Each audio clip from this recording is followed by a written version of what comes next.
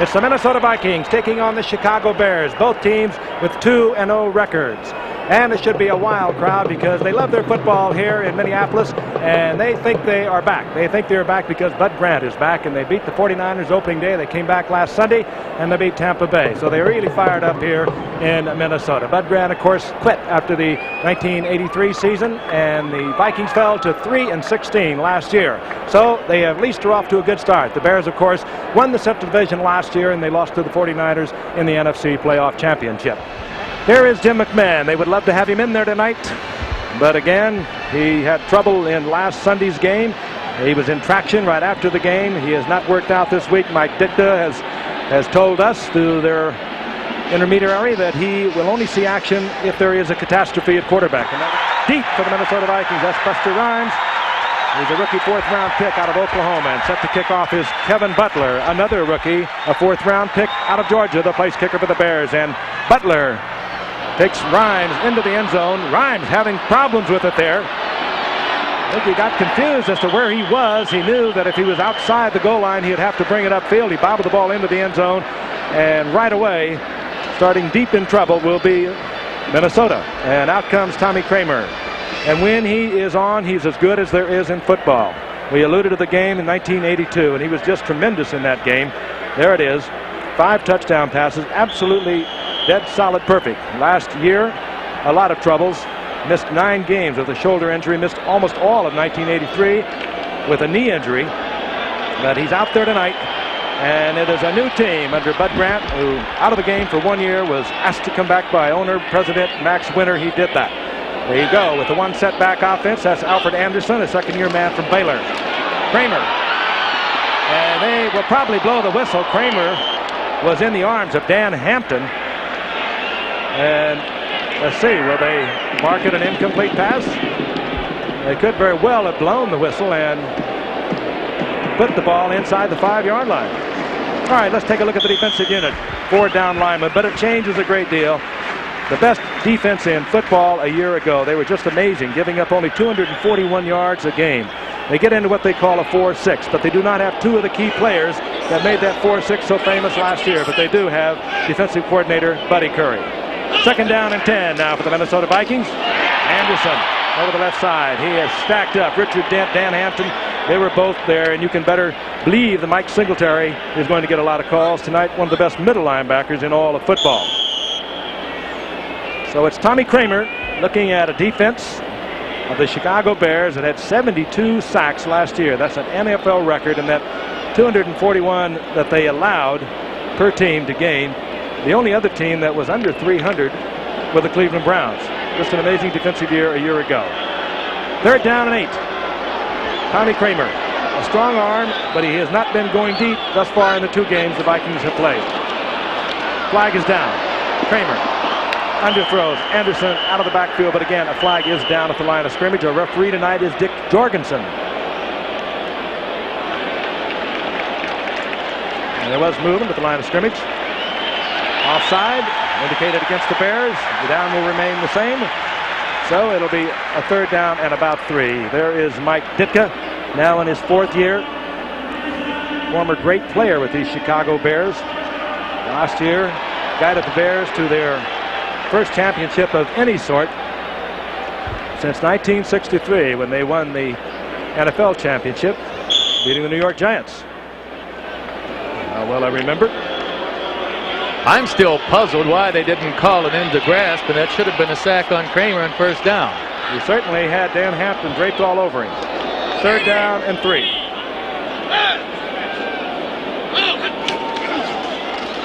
Kramer back. Gets time, trying to get it deep, and almost had that picked off. A great move by Leo Lewis, reaching over Dave Durison to avoid the interception. Good move, O.J. Excellent move. As you know, Leo Lewis had a good game on Monday Night Football for us one time last year. He is not open on this play, so I'm a little surprised Kramer went to him, but he did an excellent job of playing defense, got in there and prevented the interception. Dave Durison in that lineup because Todd Bell, the all-pro safety, remains a holdout for these Bears. Greg Coleman punts away. This is Ken Taylor, a rookie from Oregon State.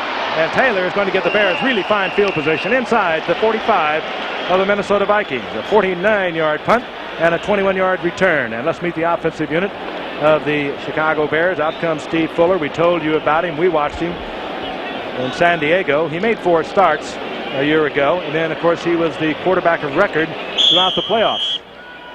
We had him on his 4th start in San Diego. He was hurt in that. They trotted out Rusty Leash, who started at 2 in the next game. Peyton, as a matter of fact, played quarterback in the next game. And then they brought in Greg Landry for the season's finale. They won both of those games, by the way, to win the Central Division and then move on to the NFC Championship.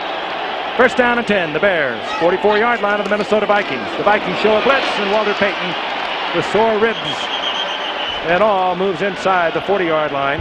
Gain of almost 4. Call it 3. It'll be 2nd and 7 as we take a look at the 3-4 that the Vikings play a lot of. They're going to play a lot of 4-3 tonight. I think Bud Grant likes to go back to it. He more or less is more familiar with the 4-3 than the 3-4. And of course the big man is Scott Studwell, number 55 at linebacker. He annually leads these Vikings in tackles.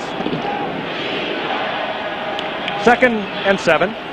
Steve Fuller, who was a starter for 3 years with Kansas City before being traded to the Rams in '83.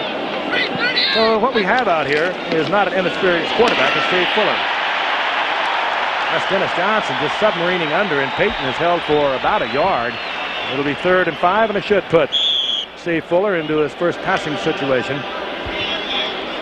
I think it's a good move that they're running Walter earlier in the game tonight, because Minnesota is aware that Walter has those sore ribs, and they may be trying to rough him up a little bit. And Chicago wants Minnesota to realize that Walter is healthy. He wouldn't be playing if he didn't think he can play, and they're running him early to let them know that, hey, they're going to see a lot of Walter tonight. And on 3rd and 5, Bud Grant drops into a 4-down lineman. Elshire, Martin, Mullaney, and Millard are the 4-down linemen. They'll try to pressure Fuller. There's a lot of time. And Fuller hook slides at the line of scrimmage. He had a lot of time. A flag is down, and maybe there was a little bit of a late hit against Fuller. Something happened. Here's Dick Jorgensen. Before the snap, offense. Well, we didn't see the flag until it was very late, but a delay of game is called against the Bears. And that's why Steve went to the ground. Steve obviously heard the whistle when no one else did, and he just simply went down. A good move on Steve's part. The Vikings are 2-0. They beat San Francisco on opening day, bringing football back to Minnesota, if you will. They were 3-16, as I mentioned, a year ago. They beat San Francisco 28-21. Then they beat Tampa Bay this past Sunday 31-16. They have brought in 4 wide receivers. Bears backed up 5. Down remains the same. Ken Margarine, the former All-American from Stanford, joins Willie Gault, the world-class speedster, number 83 for the Bears. Dennis McKinnon, the other wide receiver, along with Brad Anderson. 3rd down and 10.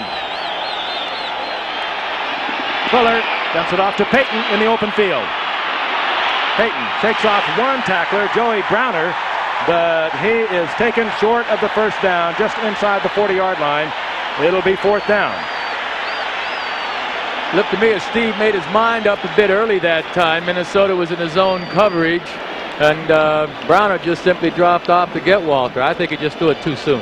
Punting unit for the Bears, and that means Maury Buford, who won this job in training camp, the all-time leading kicker for the San Diego Chargers, and the Bears gave away a 12th-round draft pick to get Buford. Darren Nelson, who does a little bit of everything for the Vikings and likes to do it all. Former Stanford grade is drop back, number 1 draft pick 3 years ago.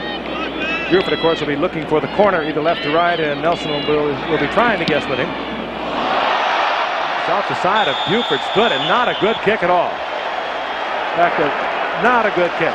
There will be about a 15-yard pickup on this.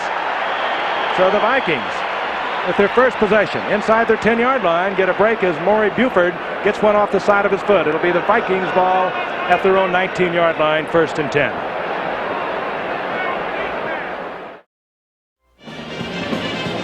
Back at the Metrodome in Minneapolis, the Minnesota Vikings at the 19-yard line, 1st down and 10. And after they knocked off San Francisco in the opener here, this town really got turned upside down. Bud Grant, who took the year off, came back, replaced Les Steckel, who was here for a 3-13 season a year ago. But the Vikings have really not done it themselves. The teams have done it to the Vikings. Vikings have had 12 turnovers, and they had 7 against the 49ers, and they won going away at 28-21. First down and 10. Tommy Kramer back. Has a lot of time. Dumps it off. That's the tight end, Steve Jordan, and Jordan is close to a Viking first down as Dave Dorison made the stop. But Jordan started out blocking on the play because there was an overship toward him. And after he let go of the man that was rushing, he simply fell off, and he was an outlet man there, and that's why they get the yardage. You know, it looked as though Tommy Kramer had a lot of time, but I think he was anticipating he was not going to have a lot of time because, as I mentioned, these Bears had 72 sacks a year ago, and he might just have been a little antsy getting out of that pocket a little early. In any event, the first down is made by Steve Jordan. Vikings up close to their own 30-yard line. 4.5 minutes have elapsed here in the first quarter. No score as we watch Alfred Anderson. He had started off really well in his rookie season a year ago and has kind of slowed down from a fast start as a rookie. We saw him, OJ, against the Redskins last year, and he had a tremendous night. Yes, he was running hard and positive, but I think he took a little beating last year. He sort of wore down as his season went on. Now, on that first play, that was an ugly play that they got for first down, but that's the only way Minnesota will be able to win tonight. They're going to have individual efforts like that. It may not be pretty, but that's what they're going to have to win. It's a Bud Grant football team. The offense is directed by Jerry Burns. He's been with Grant for a lot of years. Tommy Kramer's back on 2nd and 9. Picked off. That's Leslie Frazier. And the Bears almost got the turnover on the first series. This time they do get it, and Frazier brings it all the way back to the 38-yard line. Kramer upset with that one. He knew that was not one he should have let go. Let's take a look at it from his position, Joe. Well, it's a nice play action fake, but I'm afraid this is a pass that Tommy wish he wouldn't have thrown. He just simply throws a bad pass right into the defender's hands. Well, Leslie Frazier has given the Bears the first turnover of the night, and the Bears are at the 37-yard line of the Minnesota Vikings. More than 5 minutes to play.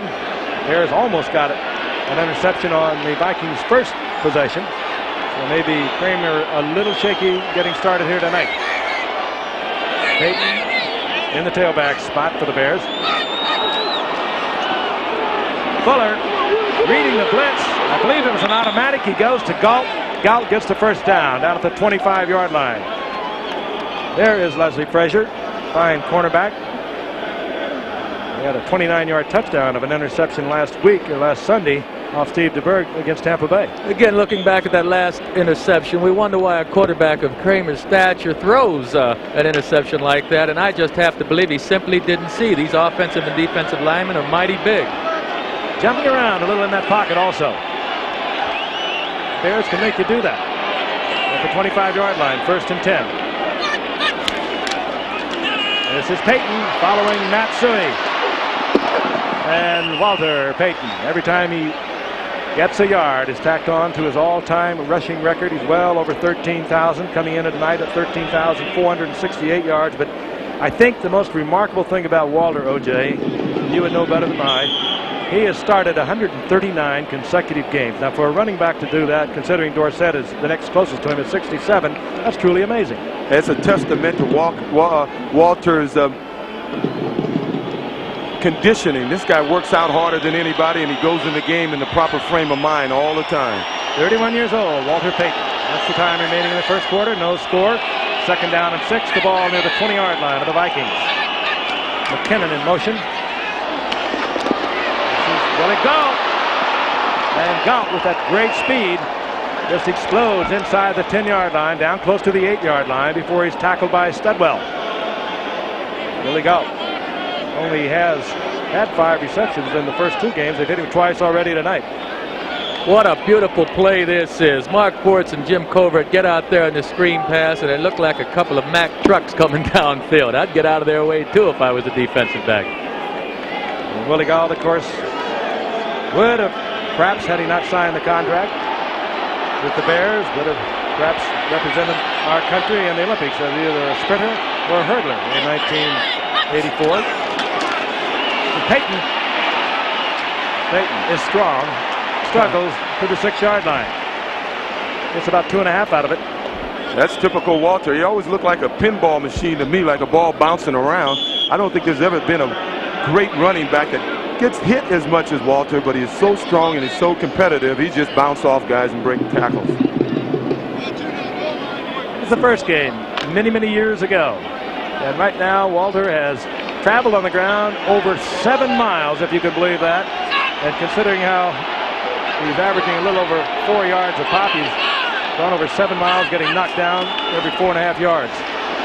Fuller, the old option play, trying to get it out to the outside to Matsui. He did not do so. Gets inside the 5-yard line where it'll be 3rd down goal to go. Fuller made the right decision on that play by keeping the ball. Willie Till, number 37 from Minnesota, made an excellent play tackling. So sure, Joe, I'd be running that if I only have one veteran quarterback. One of them's a rookie from Ohio State sitting on the bench. Vince Lombardi once put that play in with the Giants. When he first came, Charlie Connolly would never run it. Charlie was always a smart quarterback. It was in our game plan every week. No way Charlie was going to run that. Well, I don't know whether they're complaining because of the sound.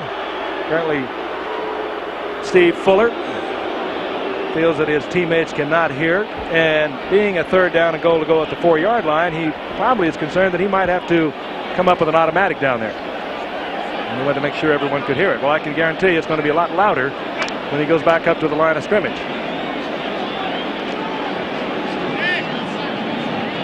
Interesting. We have a piece coming up at halftime. I think you'll find quite interesting, dealing with the use of radio headsets and microphones by the quarterback.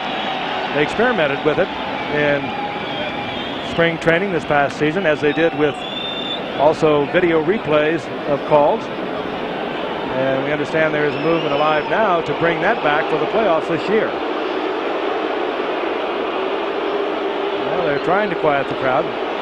We had a play, as a matter of fact, reversed out in San Francisco in a preseason game. And Dick Schaap is going to talk about those 2 experiments during the preseason at halftime. Very interesting piece. 3rd down goal to go. There's Mike Ditka looking on. And he was playing. He'd walk up there and get it on with him.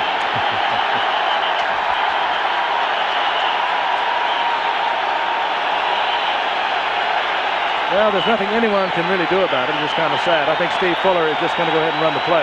No, Steve's a veteran. He's been around. He's not going to make the mistake of snapping the ball or have the ball snapped with the noise going on. And the Viking players are trying to quiet it down. There really isn't that much noise at this point. Now we're starting to get some. Now we have a different decibel count. They're beginning to boo Steve Fuller. Steve Fuller stepping away once again. 3rd down goal to go, in case you forgot. Walter Payton. Payton slowed up first by Elshire, and then he turns right into the pursuit, and he'll lose a couple of yards, and we will see Kevin Butler.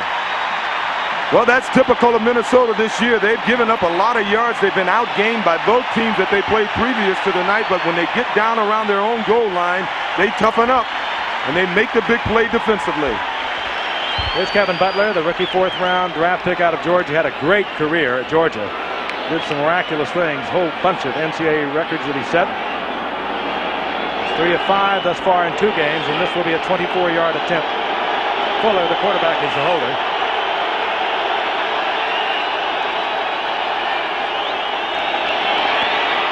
And Fuller with a good hold. That ball was low. He spun it around, got the laces forward, got it up, and Butler makes good from 24 yards out. And we have our first score of the game.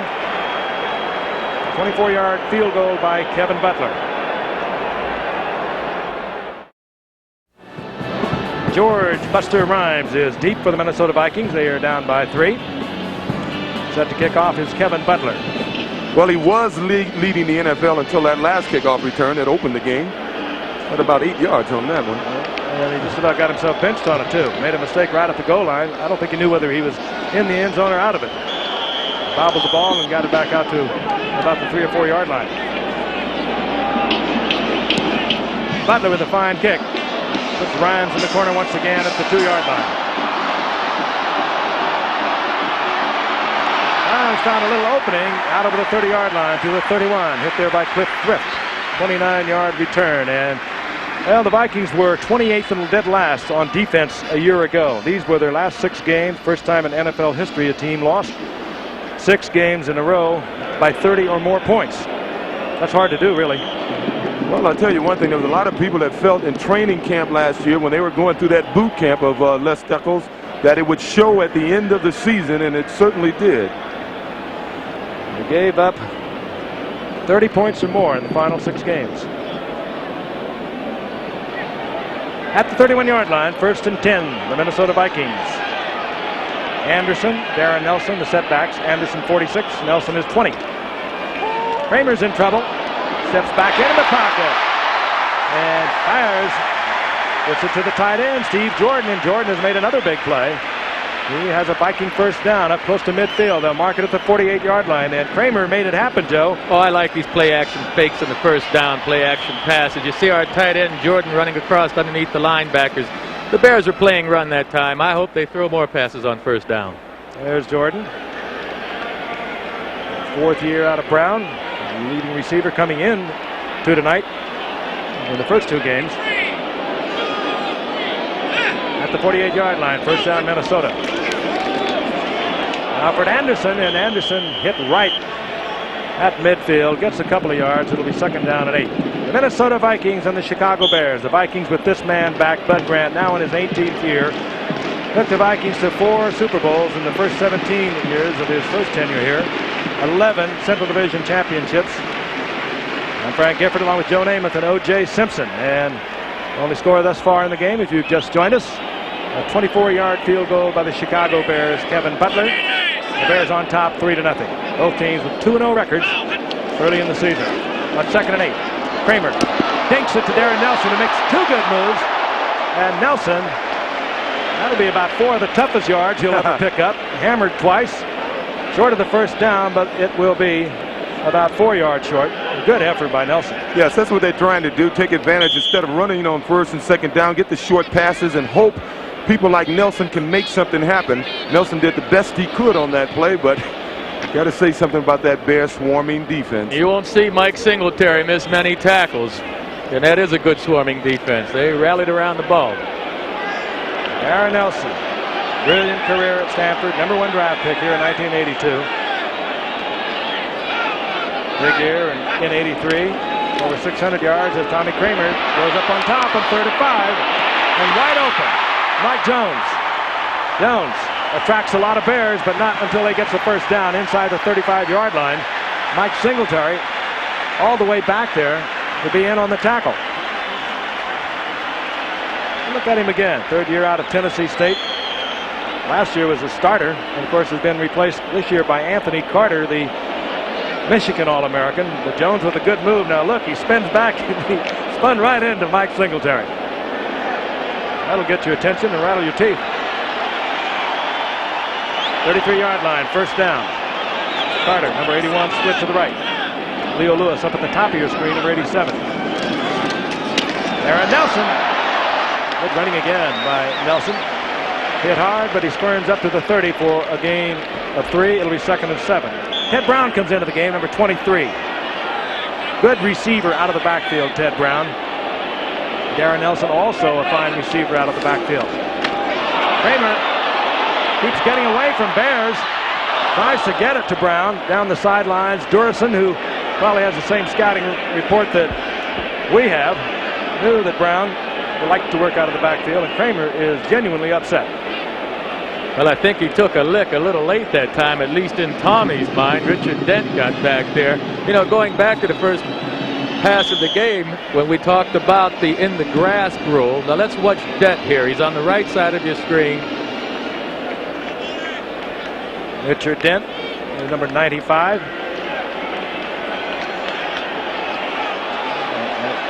Well, I guess we won't get to see it. But in the grasp rule means that the defender must have control of the quarterback. 3rd and 6, shotgun for Minnesota and Tommy Kramer. Again, pressure. Fires it, gets it to Mike Jones again, and Jones will have another first down. And Tommy Kramer is beginning to find the mark, and he has been chased out of the pocket almost on each occasion. Kramer Kramer is beginning to look like a former Viking Fran Tarkenton. I didn't realize he was this adept at scrambling in the pocket, but he's done an excellent job of finding and making time for himself, finding his receiver and getting the ball to them. Another ugly play, but it's working. But effective. A little more than 2 minutes remaining in the first quarter. Bears leading the Minnesota Vikings 3-0. Both teams undefeated in the early going of this 1985 season. Darren Nelson got a block from Brown, but that pursuing Bear defense holds it just inside the 15-yard line. A gain of a couple. Mike Hartenstein, the defensive left end for the Bears, the key man on the stop. Well, they ran that time just into the strength of the defense. The Bears' defensive line was overshifted to the strong side. They had 3 big linemen over there. And then, of course, Dave Dorison, as you mentioned, came across the line of scrimmage and turned him in. 2nd down and 8. I mentioned that Todd Bell, the all-pro safety for the Bears, remains a holdout, as does Al Harris, fine defensive linebacker. Bears unable to come to terms with those 2 players. 2nd and 8. Kramer's back again. This time Kramer will not get away from McMichael. They've been pressuring almost every play. This time they got Tommy back at the original line of scrimmage. As a matter of fact, they'll lose from the original line of scrimmage. It'll be 3rd down and 11. Well, you credit Richard Dent on that play, number 95, because Kramer wanted to go to Leo Lewis. Leo was open. Dent beat his man at the line of scrimmage, and he jumped up in the air and took the passing lane away from Kramer. That's the first time this season that Tommy has been sacked. 3rd down and 11, and a tough down. This is when the Bears, who love to rush the passer, just pin their ears back, turn it all loose. They have the 4 down linemen, as you can see. Dent, Hampton, McMichael, and Hartenstein. Kramer dancing around, trying to find a receiver. He does, gets it to Mike Jones. Jones will be close to a 1st down.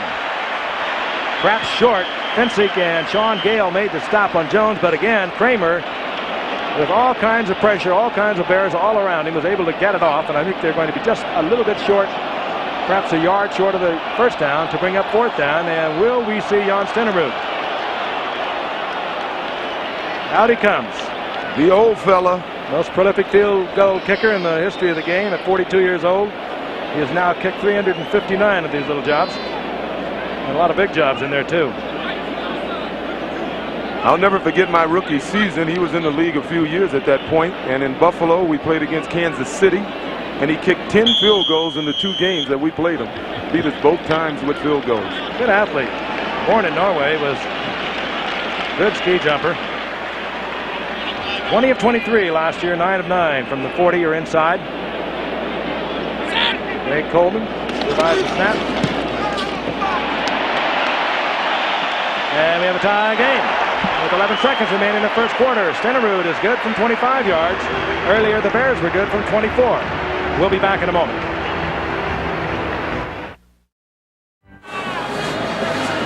There was a sellout for tonight's game. That's nothing new here in Minnesota. They've been selling out for many years.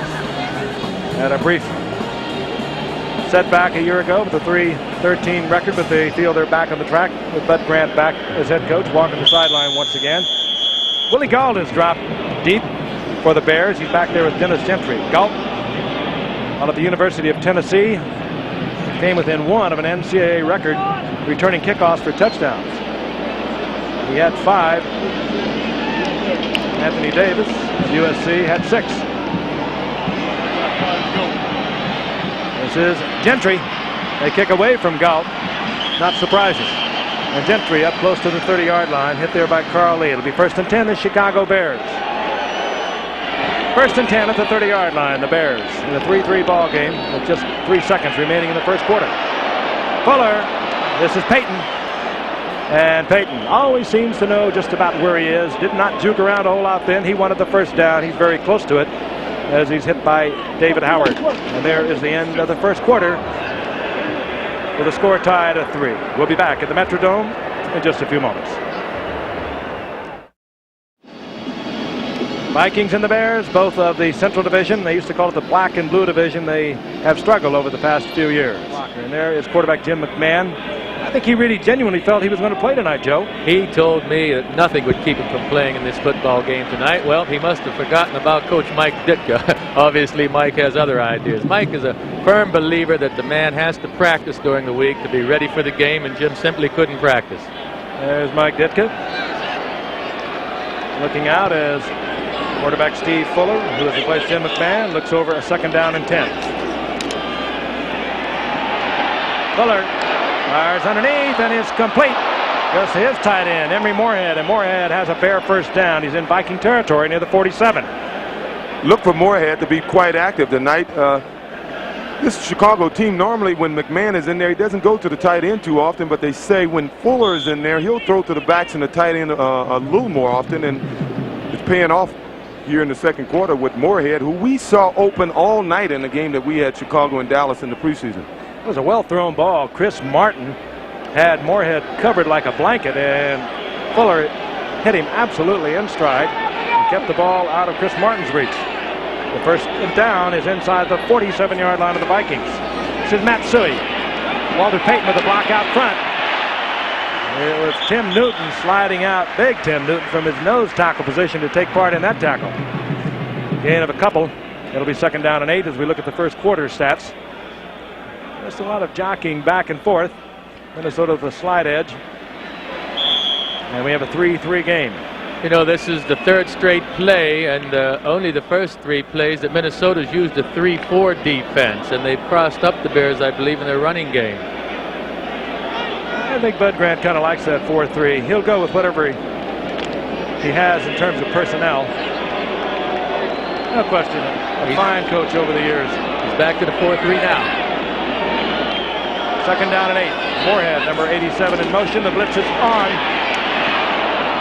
Fuller with a lot of time trying to get the ball to Willie Galt, and Willie Teal was right with him, and that's a tough man to stay with. He has that 9-0 speed. Well, Galt appeared to have good position on Teal. If Fuller could have gotten the ball out front, I think Willie would have ran away from Teal and wouldn't got it, but it wasn't a well-thrown pass. Willie didn't make a particularly good adjustment to the ball either. 3rd down and 8. Dennis McKinnon, 85. Ken Marjoram, good receiver underneath. Number 82 is in there along with Willie Galt. We'll watch Fuller from the shotgun.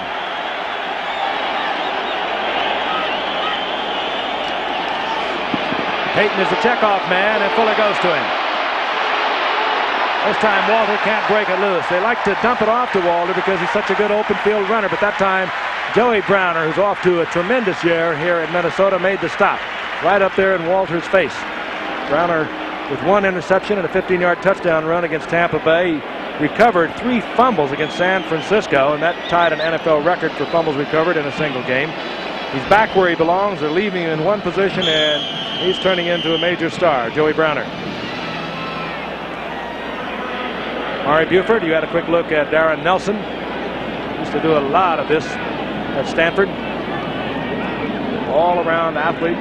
Stanford, plus 3 years for over 1,000 yards, and also 3 consecutive years of 50 receptions or more. This time they let it bounce, and it is killed close to the 10-yard line by Calvin Thomas, who was hustling down. Nobody has done it as well and as long as this man. All-time leading rusher.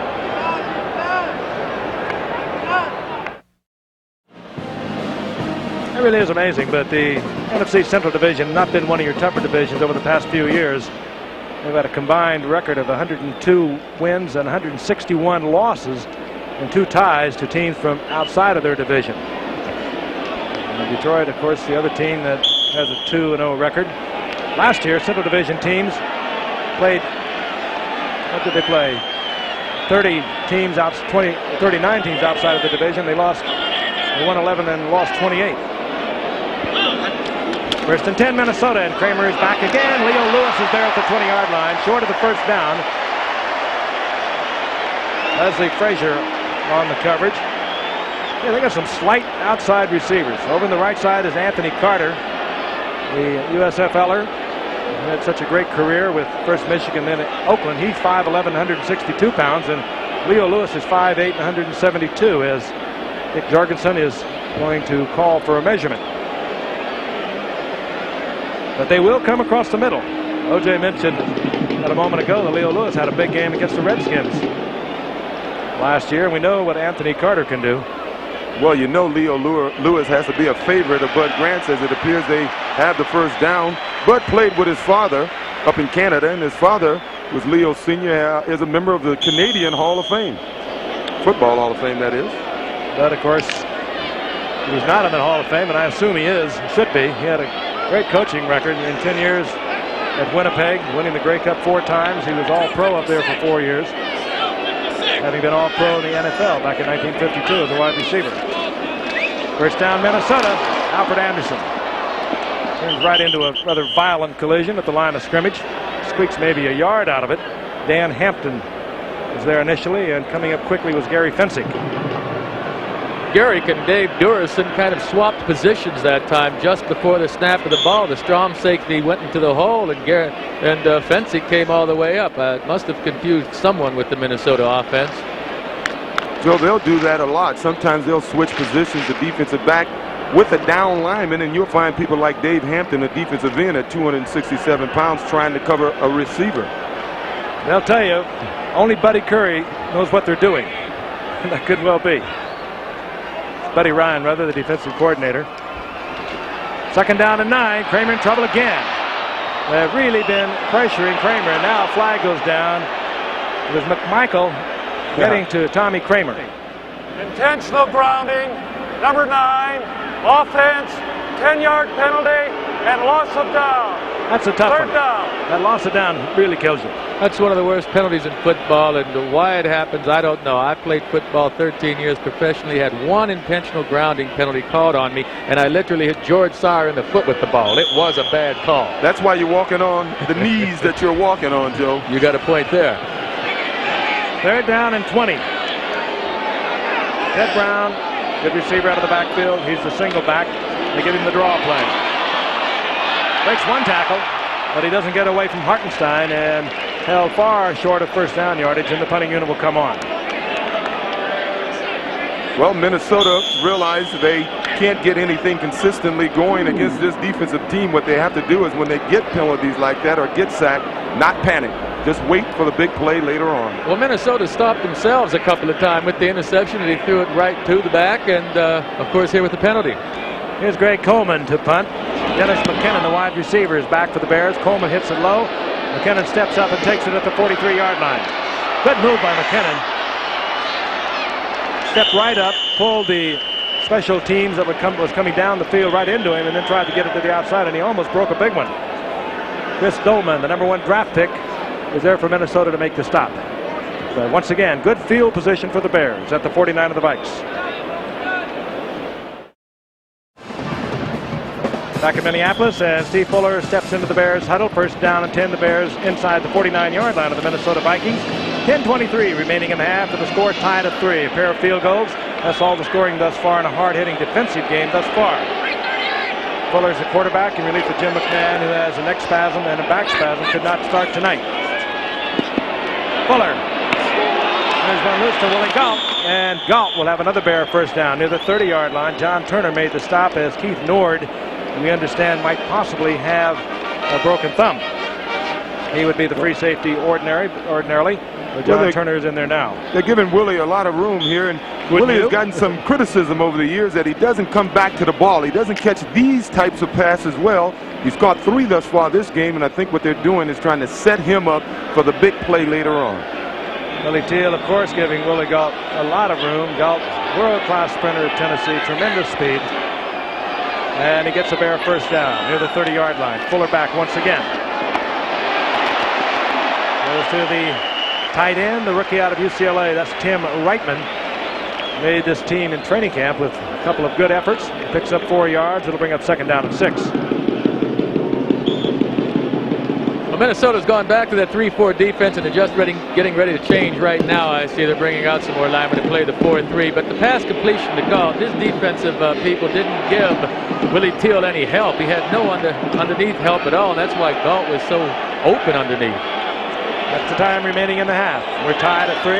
Fuller is looking over a second down and 6. Vikings continue with 4 down linemen. There was movement, but no flags. Walter Payton. And Payton will have a Bear first down, doing his thing. And I'll tell you, if you're young and you're playing this game, don't do what he does. Just watch it and enjoy it, because Walter carries that ball like only he can carry it, and he's not a fumbler. Over the years, he has mastered that. He uses it for his own balance. He carries it in not only the wrong side, but in one hand. Yeah, it is on the wrong side. Normally, you want your body between the ball and the defense, but Walter has been doing it for, 14,000 yards thus far, so I don't think it's our place to criticize him.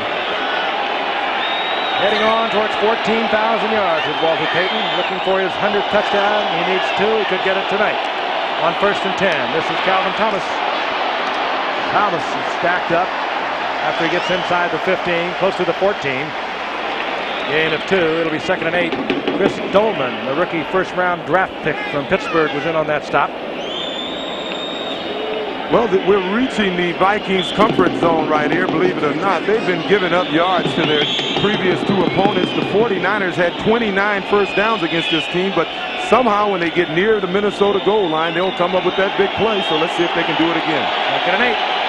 Bears have beaten the Vikings 3 straight in this Central Division rivalry of the NFC. Everyone in the pattern, both backs are out, and that means Fuller is going to have to hurry it. He tried to get it off. Mullaney was right there. They are going to say this time he was in the grasp. Joe, I don't understand it. They play ball when they get their backs to the goal line. Well, they say the rule again is if the defender has the man in the grasp and has control of him, well, what is control? Fuller still gets the pass off here, and number 80, Tim Reitman, nearly caught it. Fuller's still struggling. Well, he was in the grasp. He sure was. Question. And the sack is back at the 22-yard line. It'll be 3rd down and 15. Moorhead, Brad Anderson, 86. McKinnon, 85. Those are the wide receivers, along with Willie Gault, 83, and Ken Marjoram, 82. And Fuller works from the shotgun. Payton will look for the blitz. If it doesn't come, he'll drift into the flat as a checkoff. And did he run out of time? Oh, it looked like a little movement by that offensive line, but could be too much time. False start, number 79, offense. Still 3rd down. That's Kurt Becker. He's in there playing hurt. Probably looking for a little bit of an edge. He has a bruised tailbone. 7:38 remaining here in the half. The Bears and the Vikings. They're tied at 3. Hard-hitting game. Nothing dramatic on offense, but it has provided some really tough hitting, as it usually does. We're going to pause 5 seconds and allow our stations to identify themselves.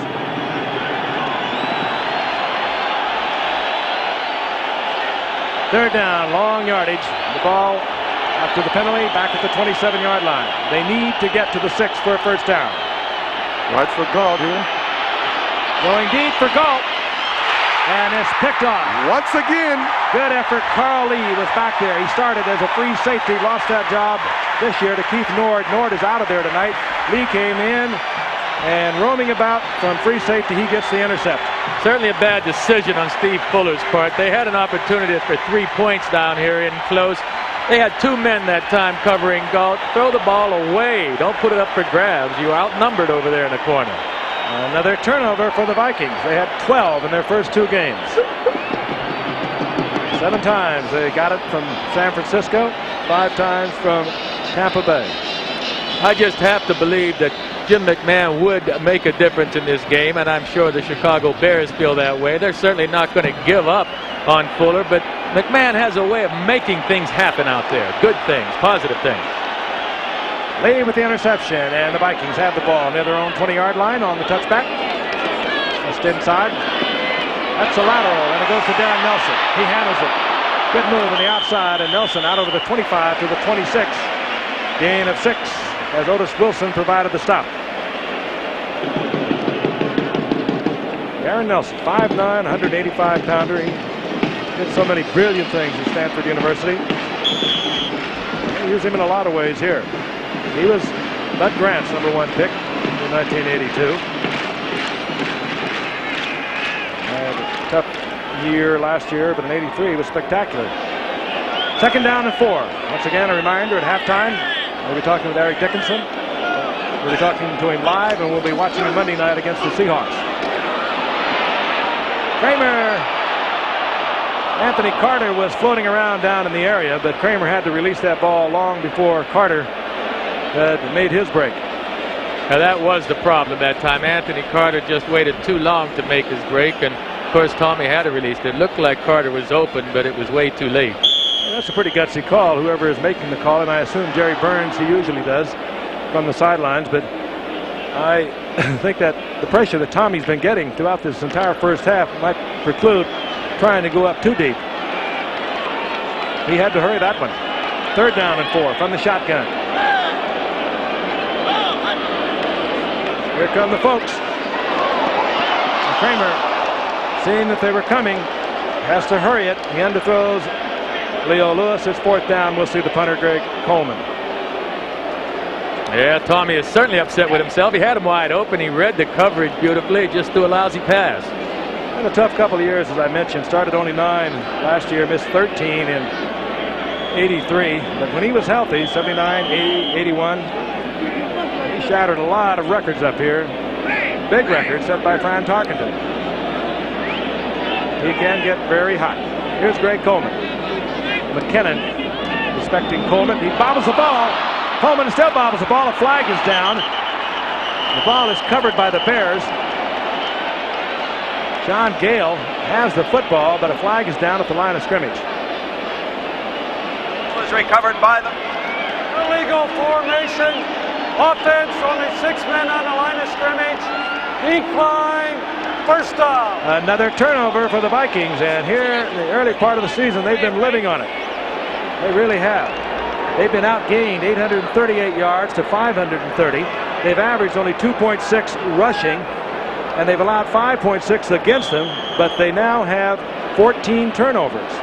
And that's the first fumble, we understand, of Greg Coleman's career. And perhaps the first time he kicked it in that particular position. Dive on that football. 1st down and 10. Peyton. An idea of just how strong Peyton is. He just hammers his way for a couple of extra yards to the 15-yard line, gets 7 out of it. It'll be 2nd down and 3, and there's Sean Gale. Fine-looking defensive back prospect in his 2nd year out of Ohio State. They use him a lot back there as a 5th back. 2nd and 3 as Walter Payton pounds his way to the 15-yard line. Top of your screen is Dennis McKinnon. Willie Gault is to the right. Walter Payton. And Payton near the 5-yard line. They'll mark it at the 6. John Turner there defensively for the Vikings. And it'll be 1st down, goal to go. The thing you got to like about Walter is when he gets near the goal line, he never wastes any yards. A lot of backs would cut outside here, get tackled. Walter picked up 5 extra yards because he went straight ahead, going for that goal line. And I know the thing Walter has to like is Jim Covert and Mark Bortz. Boy, they really opened up a hole over there on the left side. 2 plays in a row. 1st down, goal to go, the Bears. We're tied at 3 with a little more than 5 minutes remaining in the first half. Both teams 2-0 into tonight's game. Payton pecking, looking, and then turning on the power. Gets down to close to the 2-yard line. David Howard, former USFLer with the LA Express, made the stop, number 99. He's been busy tonight. You know, there's an old rule that quarterbacks use. If you have something going for you, keep after it. That's 3 plays in a row. They ran Walter to that left side, and they're continuing to gain yardage. You don't want to go to the well too often, but let's see if they can stop you. You know, keep running there until they do stop you. 2nd down, goal to go. The ball at the 2-yard line. This is just about over the top range for Walter Payton. He can fly just about as well as Marcus Allen. And that time, Payton tried to just bull his way in. Gets to the 1-yard line where it'll be 3rd down, goal to go. Payton with 98 career touchdowns. Well, when you want a back to go over the top, you normally will line him up in that short I formation so he can get sort of a launching pad going for him, a little runway. On that play, there was not much Walter could have done. There was not much blocking on the left side of that Chicago offensive line, and Walter got the most out of it. 3rd down, goal to go. You mean we went to the well one too many times? Well, we may see him take off on this one, though. They're in that deep short in the eye. Reitman is in there, the other tight end.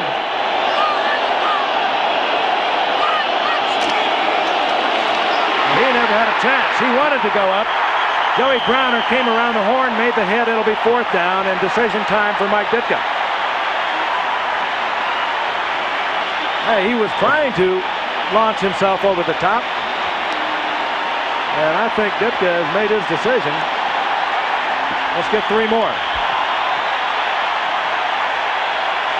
Kevin Butler has come out, and what a great defensive effort. They had surged across, beaten the Bears on the offensive charge, and gave Browner time to come around the horn and make the stop before Peyton could even launch it. Here's Kevin Butler on a 20-yard attempt. The Bears to take the lead. Steve Fuller's the holder.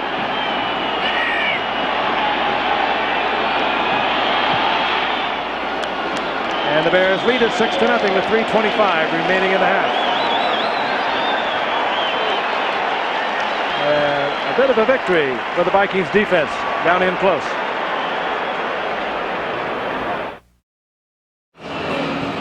That's Joey Browner. He's been a happening in Minnesota this year. He's the guy that forced that 4th down play, forced the fumble early in the game, and he's a guy who played with Ronnie Lott and Dennis Smith when he was at USC as a sophomore, and he's really come into his own this year. Pretty rapid company. Also had a touchdown return of an interception off Berg against Tampa Bay. Had 3 fumbles against the 49ers.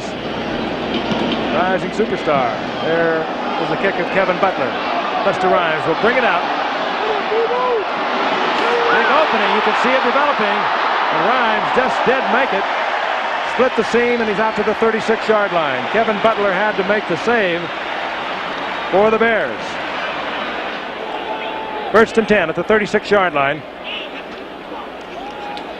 Aaron Nelson, right side. Ball coming loose, but I think they've blown it dead at the 39-yard line.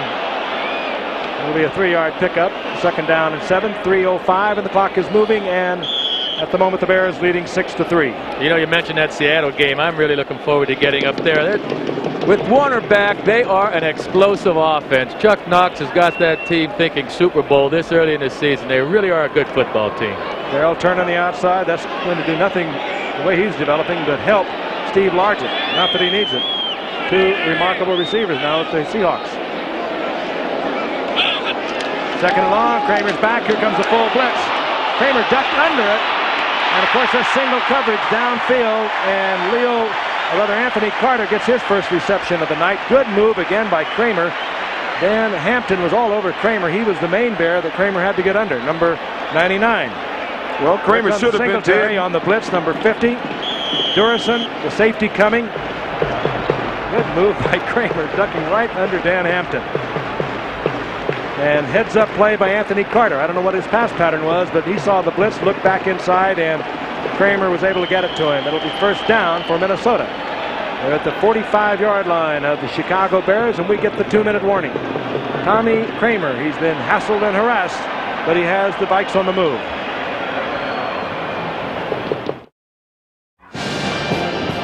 Two minutes remaining in the first half. The Bears lead the Minnesota Vikings 6-3 in a Central Division matchup here in the NFC. Tommy Kramer has been all over him tonight. He's ducked under I don't know how many Bears to get completions. They have 6 first downs to the Vikings. All of them have come from passing. Kramer is 8 of 50, 92 yards. He's had the 1 interception. At the 45-yard line of the Bears, Kramer back under pressure again. Tries to get it deep, and Richardson almost intercepted. Bobbled the ball down the sidelines as Kramer was trying to go for the bundle to Leo Lewis. Well, this is the 2nd time Leo Lewis had to play defense instead of offense and prevented an interception. As you can see, it appears as if Richardson was going to get control of this ball, but Lewis, nice defensive play, Leo. It was, and he did just that in the first half, keeping away from an interception. 2nd down and 10. Anthony Carter goes up top of your screen, 1,300 yards. He had this past season for Oakland and 70 receptions. That, of course, in the USFL. Kramer fires quickly to the tight end. This is Malarkey, and Malarkey has a 1st down inside the 30-yard line of the 29-yard line. 16-yard pickup. Gary Burns, offensive coordinator, sending the plays in. Been with Bud Grant for 17 years. Not happy at all last year. Has announced his retirement mid-season under Les Steckel. Bud Grant came back, and with him, of course, Jerry Burns. And this is Jerry Burns' offense. Throw it underneath, dink it here, dink it there. Every now and then throw one deep to keep him honest. That's the time remaining in the half, and the Bears lead 6-3. Kramer fires a shot. It's complete to Carter. And Anthony Carter, who looks so fragile out there, works for another Viking first down near the 15-yard line. Well, he does look fragile at 162 pounds, 5'11". But he gets the job done as Minnesota calls timeout. They have 2 timeouts remaining. They have a first down inside the 15-yard line of the Bears, and Kramer will talk it over with Bud Grant.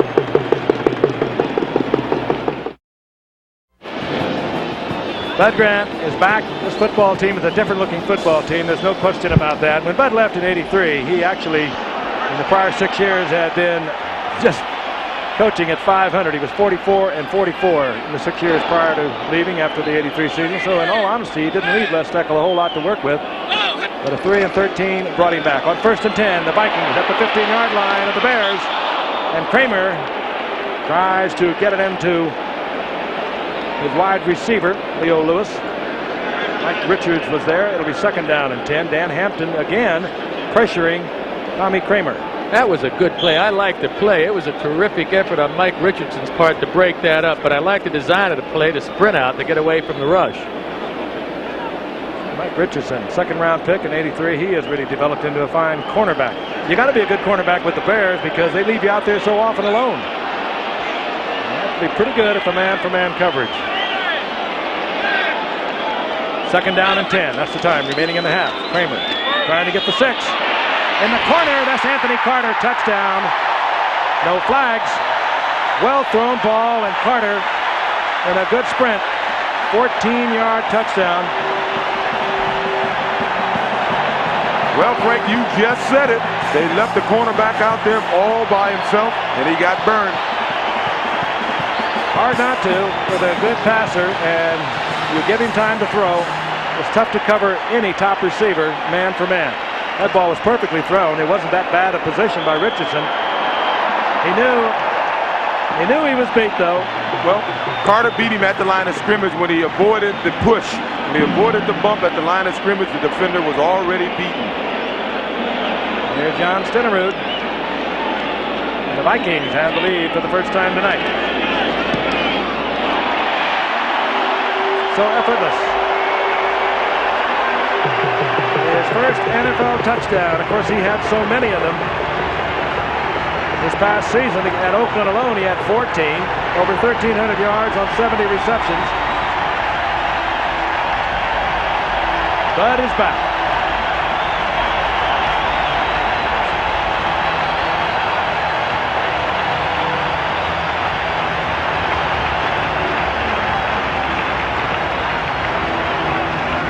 Good offensive effort on the part of the offensive team to move that football, but keep in mind, twice the Bears had first down, goal to go inside the 10-yard line, and they were held twice to 3 points on each occasion. Tom Stenerud to kick off. Willie Gall is back. Here's Dennis Gentry. This will be Willie Gall. Dangerous return man, but the Vikings covered well. Hustling down there with John Turner. And with 42 seconds remaining in the first half, the Bears will have the ball inside their own 30-yard line. 1st and 10, they have 3 timeouts. At halftime, a reminder once again, we are going to be talking with Eric Dickerson of the Rams, who of course reported prior to last weekend, did not play against the Eagles, but we will see him in Seattle on Monday night when the Rams meet the Seattle Seahawks. Both of those teams, by the way, are 2-0. We've got a pair of 2-0 teams tonight, and we'll have 2 more of them on Monday. Near the 29-yard line, first down Bears. Fuller. Screen, Matsui. Sui, good running, ran right under a Viking, and then really heads-up play, stepping out of bounds when he got all he could get up near midfield, stopping the clock. 33 seconds remaining in the half. 20-yard pickup. That was just about the most imaginative play that I've seen out of Chicago in the 2 games that I've watched them. One in the preseason and this one. That Suey's one heck of a football player. He's been as steady as could be for the Bears over the last 6 years. He's dependable, Matt Suey. He's very smart. You see how he just ran out of bounds there to save the clock. He's good at catching the football and blocking for Walter Payton as well. All-around good football player. Former Penn Stater, Matt Suey, number 26. That's the time remaining in the half. Blitz is on. Fuller steps in the pocket, dumps it to Payton, and down goes Payton. Good reaction there defensively as Carl Lee, who already has 1 interception on the night, was watching Payton all the way. One thing about it, Payton is always going to attract a crowd. And Fuller now uses a Bear timeout. They have 2 remaining. And he'll move over to the sidelines. Be there with Mike Ditka, and no question, if you joined us late, Tim McMahon, the man they would like to have in there, the quarterback, is on the bench. Muscle spasm in the neck, nerve spasm rather, and muscle spasms in the back. Said he wanted to play. There were many of the Bears, including Gary Fensick, who we spoke with, said there's no way we'll keep him out of the lineup tonight. There he is on the right with the headband on. No question that he does also march to a different drummer than most folks. Well, when they came out to warm up, he led them onto the field. He came out running. I saw him throwing the football, doing the warm-ups, and I mean, he looked sharp. He looked ready to play. I was standing with Dick Butkus on the sideline, and Butkus mentioned that Ditka is trying to institute a rule around the camp that if you don't practice, don't expect to play. That's not a bad rule. No, I like that rule, actually, especially for a quarterback, and I guess any other position. The quarterback has to be sharp when he's out there. The only way a man's going to be sharp is by practicing. I think you get down late in the season, it's a different story. You get down to the last 2 or 3 games, you're in a playoff drive, but here early in the season, they put him in there tonight. They might lose him for 2, 3, 4, 5 weeks. They keep him out tonight. They know they're going to have him back probably next week. 2nd down and 9. Bears trailing 10-3. Fuller under pressure, tried to throw the ball in the direction of Suey, and he may get called for grounding the ball this time, although Suey was right in his line of sight. I'm not so sure about that call. He did have Suey in the vicinity. Didn't have to call this intentional grounding. It's the 3rd one tonight, and it's a very rare call. Most quarterbacks can get away with it. Well, if we're all being honest, we know it was intentionally grounded. But Suey was in the vicinity. Look for number 26, top left of your screen. There's pressure from Elshire. No Suey. In any event, grounding the ball, loss of down. It'll be 3rd down and 25. That's 2 intentional groundings tonight. That's unusual. At the 35-yard line. Payton and Suey both in there. 4 down linemen for the Vikes.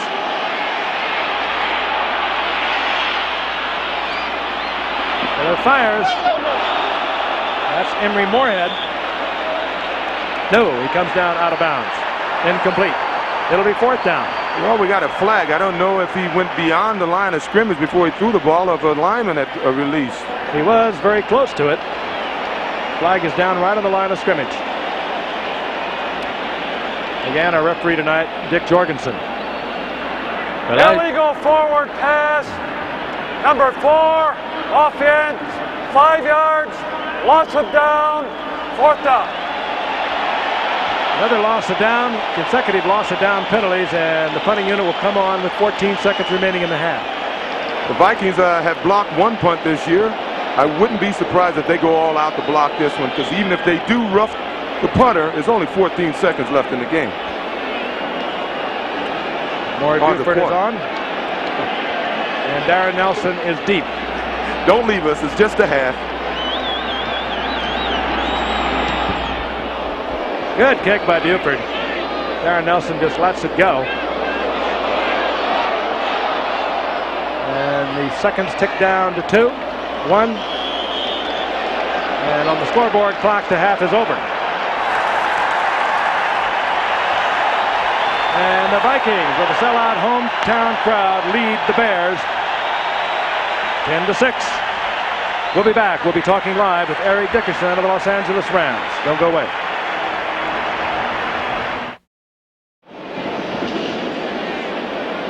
Deep for the Bears. It is Willie Gault and Dennis Gentry awaiting the kick of Jan Stenerud, who will get the second half underway. Minnesota leading the Bears 10-6.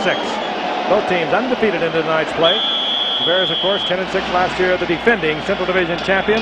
Losers to the 49ers in the NFC title game.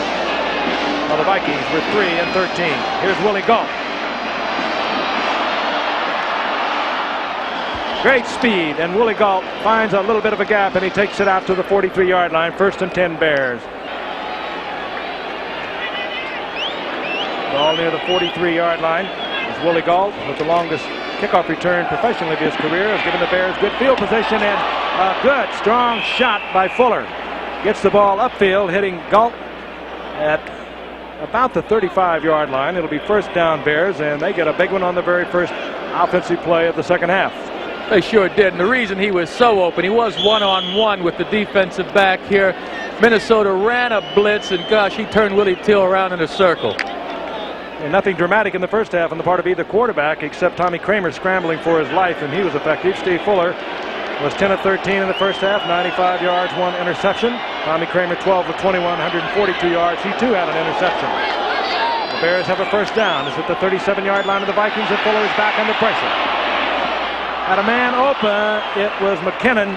That one bounced right off his knee. A pass that was thrown low but could have been caught. And should have been caught. I thought it was a very nice move by Fuller to avoid the sack that time. Should have been a completed pass. Dennis McKinnon, who missed much of last year with an injury.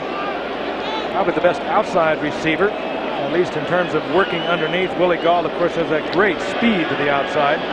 But McKinnon, out of Florida State, has a lot of good moves.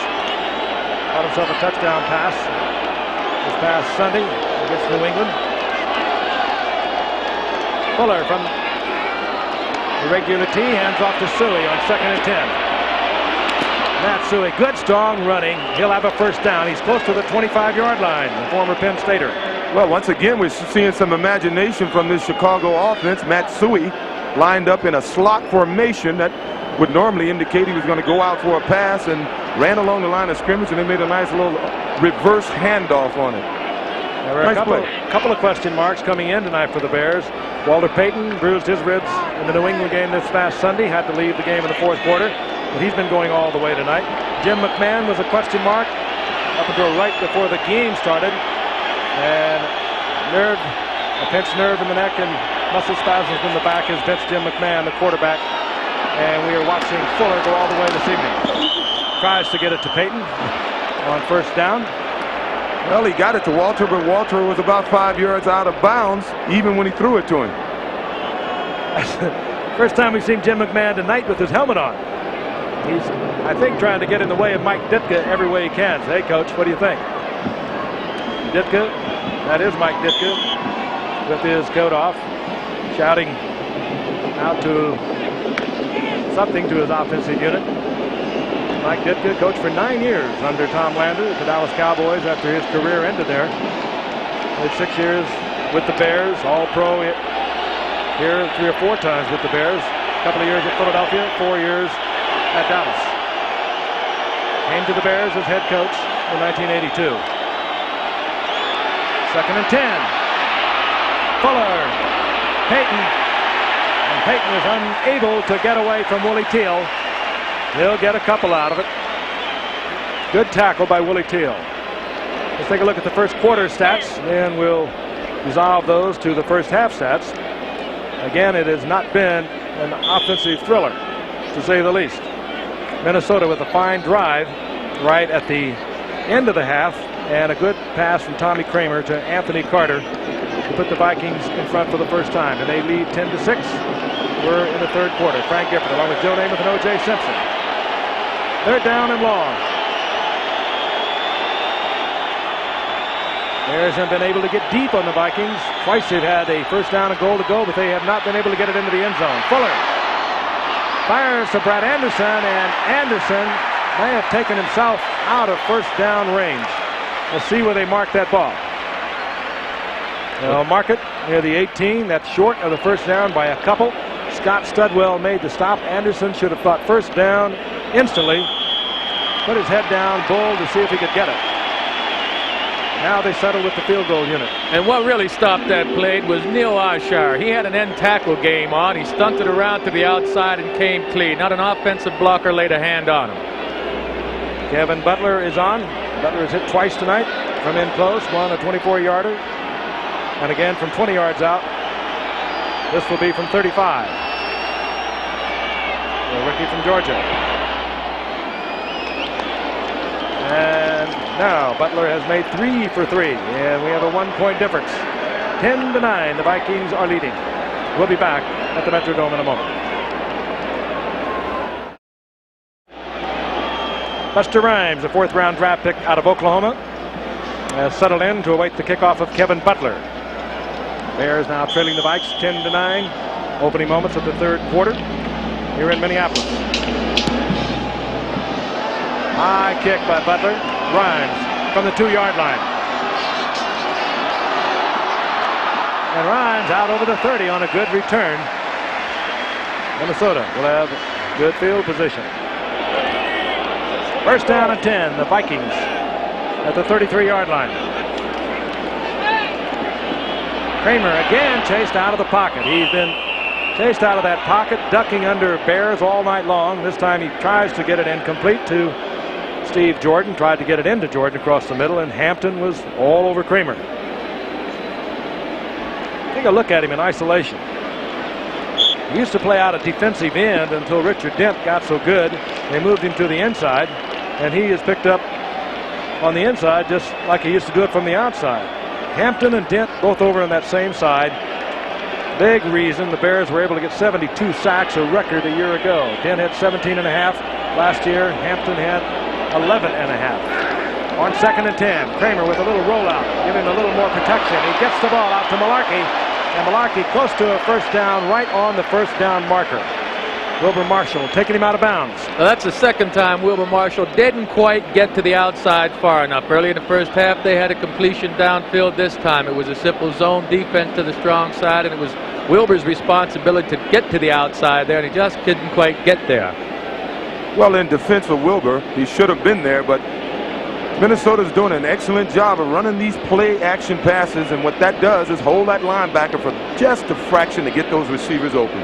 Malarkey was beyond the first down marker, but the sticks were held on the opposite side of the field, so we'll get the measurement. And it's first down Minnesota, and you hear it from the crowd, a sellout crowd, 62,000 here at the Hubert H. Humphrey Metrodome in Minneapolis. Bears have defeated the Vikings 3 straight. They doubled on them last season, and the quarterback in one of those victories was the man we've been watching tonight, Steve Fuller. He had a big game, 34-3 victory over the Vikings, filling in for Jim McMahon last year, as he's doing tonight. Minnesota, first and 10 from their 43-yard line. Darren Nelson sacked up over on the left side. Mike Hartenstein, the defensive end, closing down. Steve McMichael there, and Wilbur Marshall. Gain of a yard. It'll be 2nd down and 9. You think Curtis House is a big one? Curtis Rouse at 318, number 68 there. Curtis Boo Boo Rouse. Hey, I'm surprised with this Minnesota team. I wasn't sure that they were for real before this game, but I'm starting to believe that they're a good football team. Rouse, the lineman at the bottom of your screen, he has a broken left hand. He has it encased in a cast, and then that is padded. Kramer again chased out of the pocket. That one almost picked off. Diving for it, almost collecting it, was Leslie Frazier.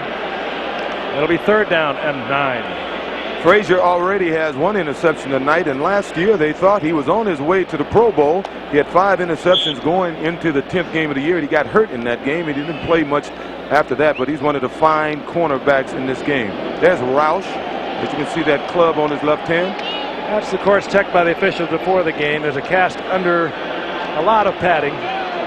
Still looks rather lethal. It certainly cuts down on the holding capabilities. 3rd and 9. From the shotgun, Tommy Kramer. This time Kramer had some time, looks downfield, and he finds Buster Rhymes, a rookie from Oklahoma. He comes down with a Minnesota first down near the 22-yard line. Gary Finsick was back there along with Mike Singletary. The Bears in their 46 defense, they play Singletary deep.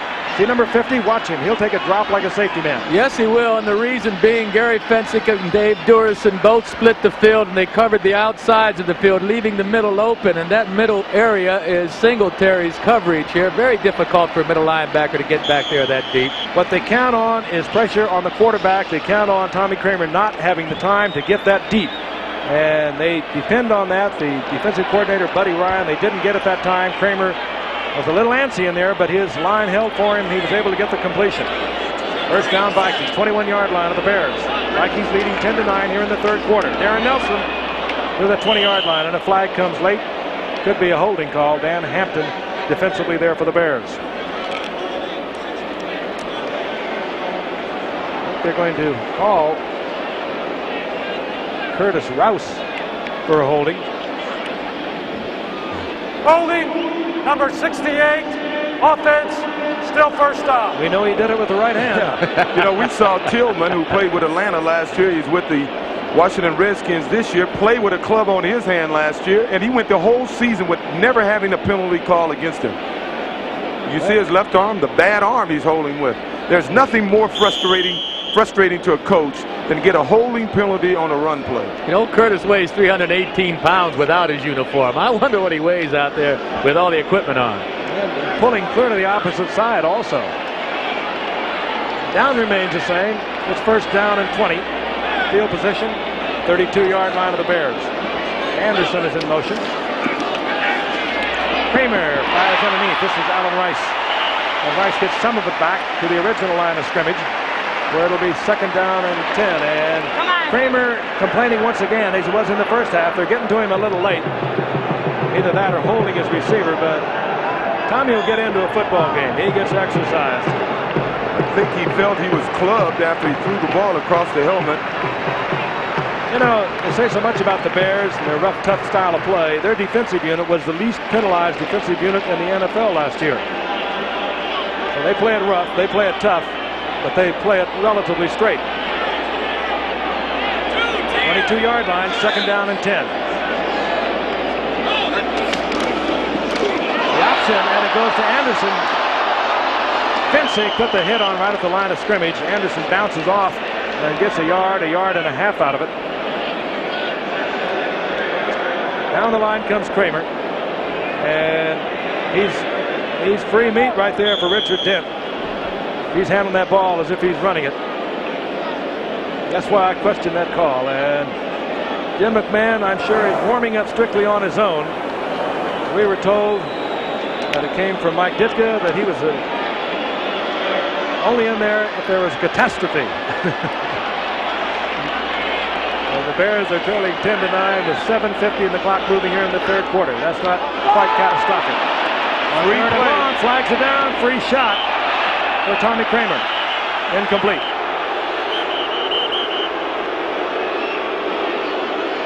Busy referee tonight, Dick Jorgensen. Offside Bears. That's what we meant by the free play. Tommy Kramer, of course, read it. He knew he'd have a shot to put it up, as O.J. mentioned last week, I think it was. If you get that free shot, find the deepest man you got out there. Let's pause 5 seconds and allow our stations to identify themselves.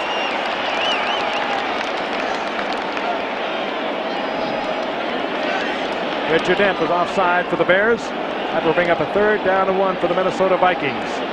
Should be interesting here. The Vikings, that's why they have 11 first downs, and all those first downs came on throwing the ball. Frank Gifford along with O.J. Simpson and Joe Namath watching two Central Division rivals as we watch the #1 draft pick coming in for the Bears. That's William Perry, the rookie from Clemson, nicknamed the Refrigerator. He's a big one. He's in on the short yardage and goal line defense. And the Vikings have a third down and 1. Anderson stretches it to the outside. He'll get the first down. Mike Richardson carrying out of bounds. Good running on Anderson's part. Nothing doing inside. He took it outside for the first down. The reason that play worked, Otis Wilson, the linebacker who had outside support, got blocked. He got hung up and was blocked to the ground. Left the outside wide open. Very close game thus far. Hard hitting. 10-9. Minnesota leading Chicago. We understand the thunderstorms that they had predicted for the Minnesota specifically the Minneapolis area, have hit. Driving rainstorm outside.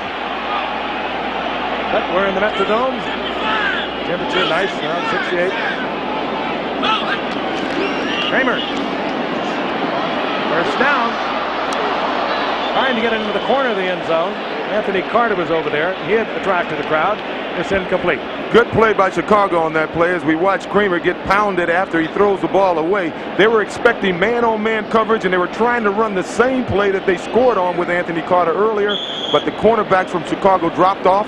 Hey, he had nothing to do but throw the ball away. He's a gutsy guy, though, isn't he? Stands in there. He has been battered and beaten since he came into this league 9 years ago. Missed half of last year, almost all of the year before that. Thoroughly beaten up, and that's one of the reasons. He's a competitor. He'll stand there and wait till the last moment to get rid of it. Second down, goal to go. Kramer up again. Wide open. Touchdown, Mike Jones. He had a couple of key receptions for first downs in the first half, and this time Mike Jones, a third-year man from Tennessee State, gets it into the end zone and stretches out the Minnesota lead. Why was he so open here? Well, look at this replay, and we'll see they're playing him loose. He splits the two linebackers right here. Singletary didn't get over to the strong side. You can't let him inside down there either. You're playing over his nose. You got to make him go outside. Well, in fairness to Singletary, you never know who's supposed to be covering whom in this type of defense that Buddy Ryan has on defense. They better find out. It's going to be a long season. Stenerud through the uprights. And we have a 17-9 game. The Vikings, they're 2-0. They beat San Francisco in the opener. They beat Tampa Bay. They lead the Bears. I think we now know what Ditka, how he measures a catastrophe. Jim McMahon is going to come into the game. We were told he would not be in unless something catastrophic happened. He has his helmet on. Steve Fuller has his helmet off. Maybe a catastrophe is measured by 8 points down midway in the third quarter. Deep for the Bears. Gentry is back there, 29. Willie Gault. Willie Gault has come close to popping 2 of them tonight. Keep in mind he has that world-class sprinter's speed 5 times in Tennessee. He took a kickoff for a touchdown, 1 short of the NCAA record. Jan Stenerud will put it up. Vikings leading 17-9. Willie Gault wants it. But he had to let Dennis Gentry take it. Gault stepped right in front of him, and Gentry goes to the 30-yard line. Out comes Jim McMahon. We told you, pinched nerve in his neck. He was in traction after the game on Sunday. Has not worked out this week. Ditka was pretty positive he would not play him. Said he needed to practice if he was going to play. And his 2 wins over Tampa Bay and New England. Jim is 36 of 55, 65.5%, 3 touchdowns, a couple of interceptions. We told you earlier, missed 7 games last year, all of the playoff games with a lacerated kidney, as Fuller started 4 of those last 6 games of the season. But here he is, Jim McMahon, great All-American from Brigham Young University, has taken over for the Bears. Pressure on the first play, and right open. I love it! Willie Gault, forget it. If he gets behind you, it's over, and McMahon paid the price, but he got the touchdown, 70-yard touchdown.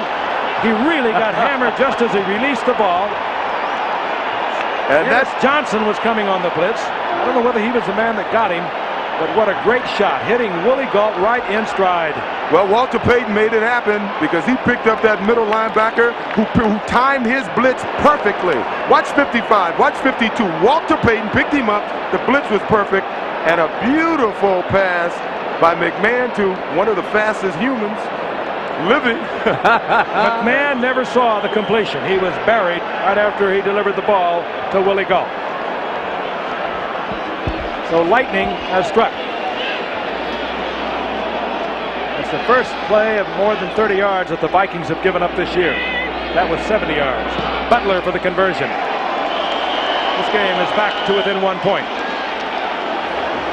Well, the Vikings tried to fool Jim there. They knew it was his first play of the game. He was excited. They figured they'd come with the all-out blitz and fool him, but Jim read it perfectly. And I have to reiterate what O.J. said. It was defense, point counts, 5 yards on the kickoff. absolutely great play by Walter Payton picking up that blitz. And there is Willie Gault with the great speed. He was wide open, but it was such a well-thrown ball.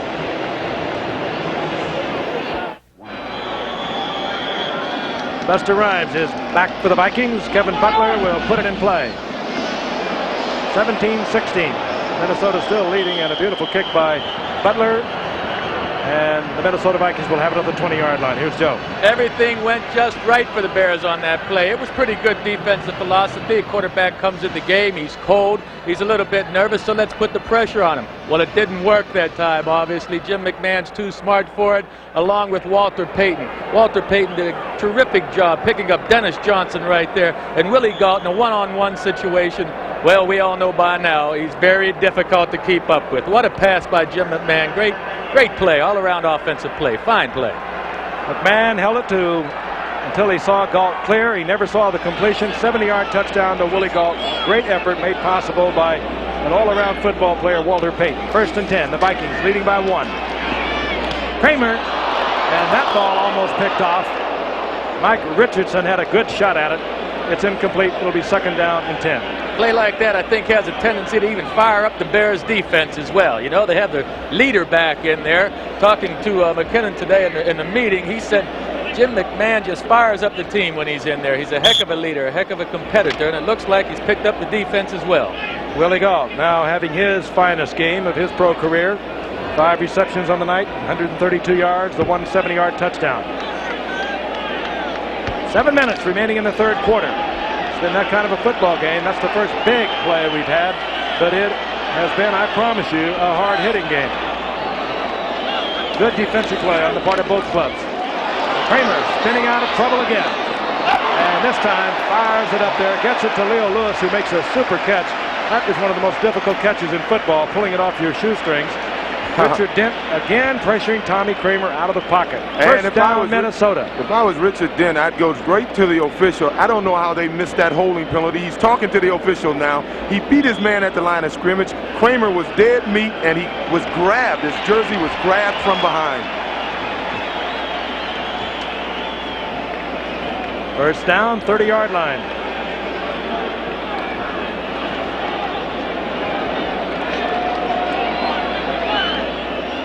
Kramer looking it over.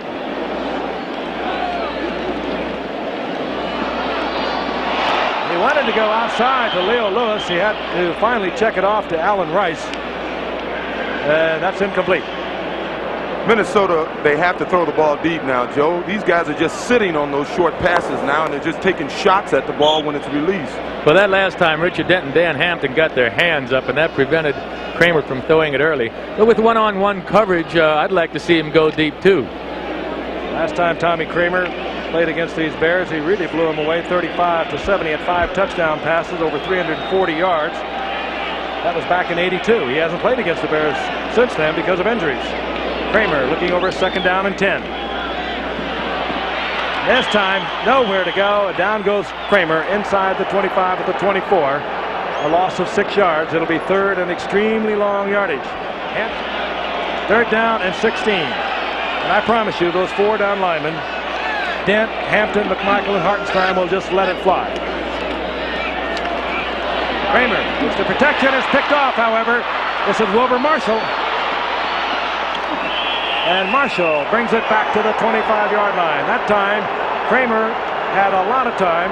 A poorly thrown ball is picked off. I think that's the first time tonight that Minnesota didn't show the patience that they need. They still have a 1-point lead, and I think they should have been a little more patient, try to get a little of it back, punt the ball, and hope that their defense can do the job. They've been doing it all night. Wilbur Marshall did an excellent job of reading it and does a fine job of running with the ball after he caught it. His first career interception, and it gives the Bears the ball inside the 26-yard line of the Minnesota Vikings.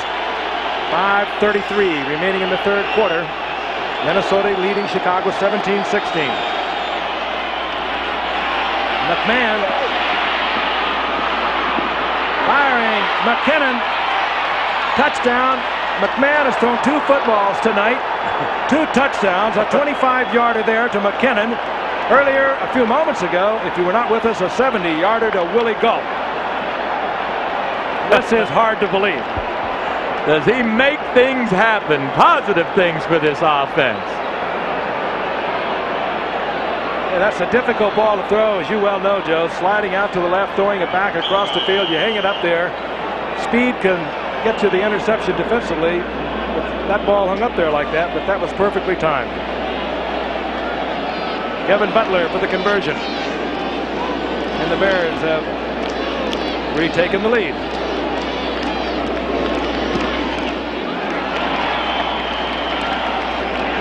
Quite a football game, and this man has put some electricity into it.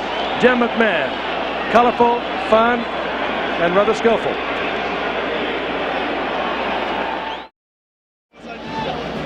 Two passes, 2 touchdowns. The man blinked. Finally, he is intense. I think he was very special. Saying hello to his lovely wife Nancy. I know she's sitting at home on the edge of her seat, and certainly concerned because of the injury. Kevin Butler bangs it. Buster Rhymes is deep and takes it at the 5. A little indecision back there, but Buster Rhymes gets it out over the 20 to about the 23-yard line. Let's take a look at McKinnon now, Joe, in isolation. Yes, again, this is a fairly dangerous pass for some people to be throwing, but Jim, with the velocity, he can throw the football, knows he can get it to him, and McKinnon just simply outruns Browner. It was an inside-outside coverage by Browner and Vest, but neither one of them kept up with him. Yeah, I don't know how he got that much on it. Falling away to his left, he rolled to his left. He's right-handed, of course. He still was able to get the velocity on it. He has stirred the Metrodome up. The catastrophe quarterback. 2 completions, 2 touchdowns. Vikings now trailing 23-17. Ball at their own 22-yard line. Kramer gets it to Anderson. And Anderson is met at the 25-yard line. A gain of about 3. It'll bring up 2nd and 7. Dave Durison was there defensively for the Bears. 2nd down and 7. Kramer dancing around, but he finds Anderson, and Anderson slips, but he gets the first down over the 35-yard line. A good move by Anderson, finding the dead spot in there, and you have to give the offensive line of the Minnesota Vikings credit. Tommy had a lot of time back there to find the receiver. Bud Grant, having returned this year, now in his 18th season, 4 Super Bowls, all of them lost by the Minnesota Vikings, the most recent in '76 against the Oakland Raiders. 11 times in 17 years, Bud Grant won this Central Division. Last year, of course, the Bears won it for the very first time with a 10-6 record. 1st and 10, the Vikings near their 37-yard line. Kramer now 19 of 34, 230 yards, a couple of touchdowns, 2 interceptions as we watch Darren Nelson find a big opening on the right side. Out to the 44-yard line, gain of 7. This is one of the reasons Minnesota should have showed a little more patience on that 3rd and long before. I think that was the first time they panicked somewhat. They've been moving the ball very successfully here in the second half, doing just what they're doing now. A few runs and short passes. The 3rd down and 16 situation that they had on the interceptions, mighty tough to go downfield with those linebackers that deep. One of the few bad passes Kramer has thrown tonight, but it resulted instantly in a Bear touchdown. Anderson gets away from McMichael, but not Dan Hampton. 3rd down and 5. The Minnesota Vikings at their own 43-yard line.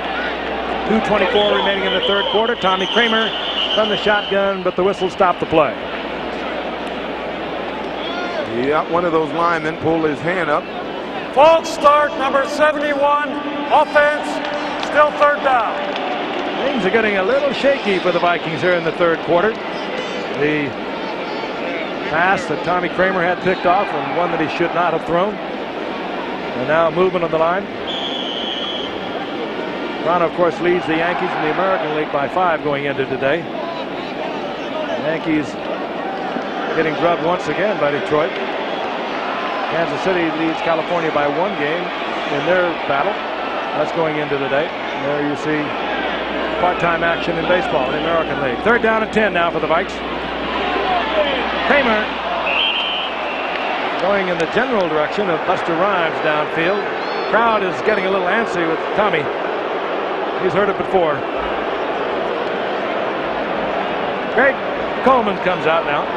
A punter for Minnesota, and Dennis McKinnon drops back for the Bears.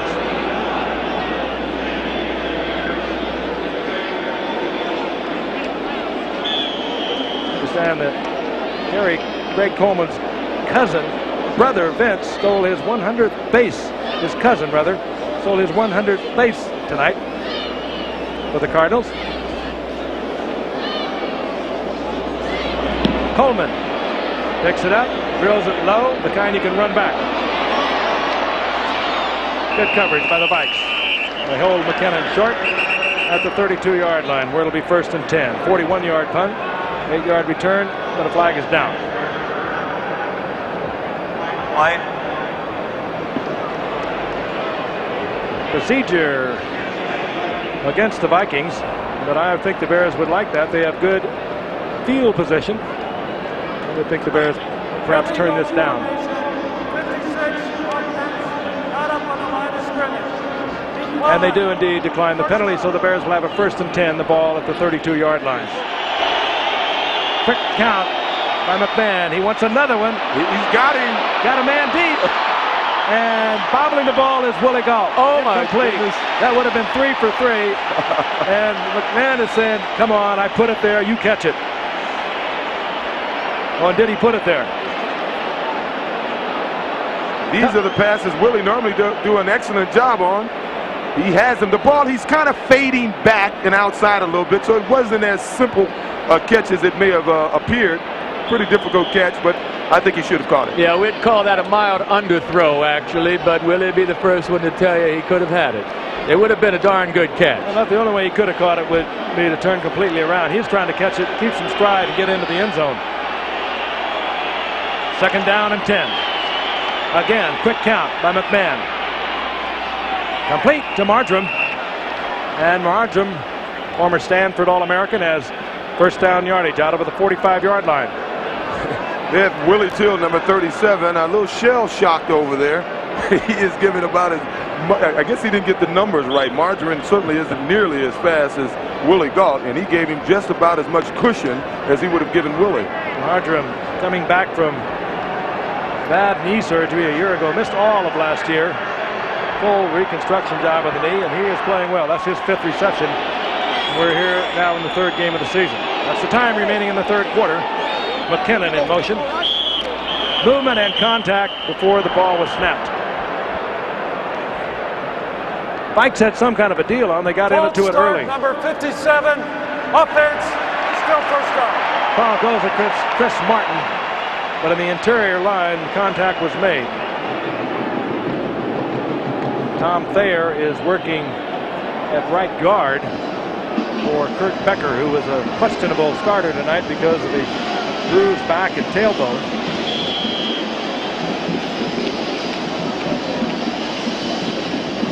You know, it appears to me that the Bears certainly aren't going to set on this lead, but Tommy Kramer on this Minnesota bunch on the other side, they know they need to get some more points. They're going full throttle offensively. McMahon has been going on quick counts. Now he goes long count. McMahon, that ball incomplete. Willie Galt does not hold on. Short of the 1st down. It'll be 2nd down and 15. Once again, if you weren't with us earlier, we were told Jim McMahon would not play. He was a catastrophe quarterback. If Fuller went down, we presume Tomczak went down.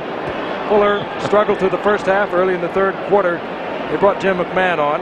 He instantly, on the 1st play, hit Willie Galt for a 70-yard touchdown. They got the ball back a few moments later on an interception. He went right to the air again on his 2nd pass of the game. He hit Dennis McKinnon from 25 yards out. The Bears in the lead 23-17. McMahon stays on, looks down, and out over the Minnesota defense. 2nd down, 15. That's Willie Galt. Galt close to a 1st down. I think he has it. Isaac Holt giving Galt a lot of room, way too much room. I was going to say to Joe, that was a record cushion on a receiver. I tell you, Isaac Holt must have been 15 yards away from Willie Galt. I think we're going to have a measurement. Galt had his eye right on that 1st down marker. I'll tell you, when you're dealing with a guy who probably would have been a sprinter or perhaps even a hurdler in the '84 Olympics had he not signed a Bears contract, well, you're going to give him a little bit of room. And I believe they grown to respect a great deal Jim McMahon's arm as well. They figure this guy's liable to do anything or try anything out there, so they want to give plenty of room. Galt that much short for the first down.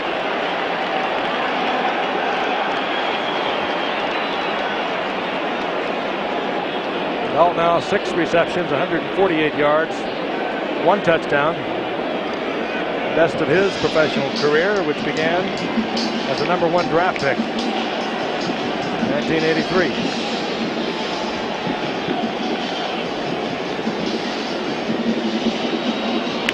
Jim McMahon. I would suspect he'll go with a long count here. He's been going on short counts.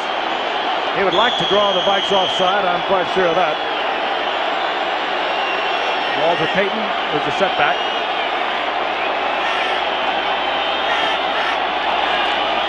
And McMahon, pinched nerve of the neck and all, gets the first down on the sneak over the left side. Gutsy little man, isn't he? In traction after the game this past Sunday, in which the Bears beat New England 20-7. Spent a couple days in the hospital. Joe, you were down visiting with him. He had a big horse collar around his neck. He looked like he was really in agony, didn't he? When I first saw him over at the Bears training camp, he was holding court with about 20 newsmen, and he had this huge harness around his neck. Afterwards, when he and I started talking, he said, "Joe, I was just pulling their leg. I just put this on for fun." Well, he almost pulled Ditka's leg too long because Ditka wasn't going to play him tonight because he had not worked out. On first down, this is McMahon again, right open field in front of him. He wants a bundle. Got McKinnon. That is McKinnon. Third touchdown pass tonight for McMahon. McKinnon's second, a 43-yard effort, and he is blowing this game away. He makes things happen.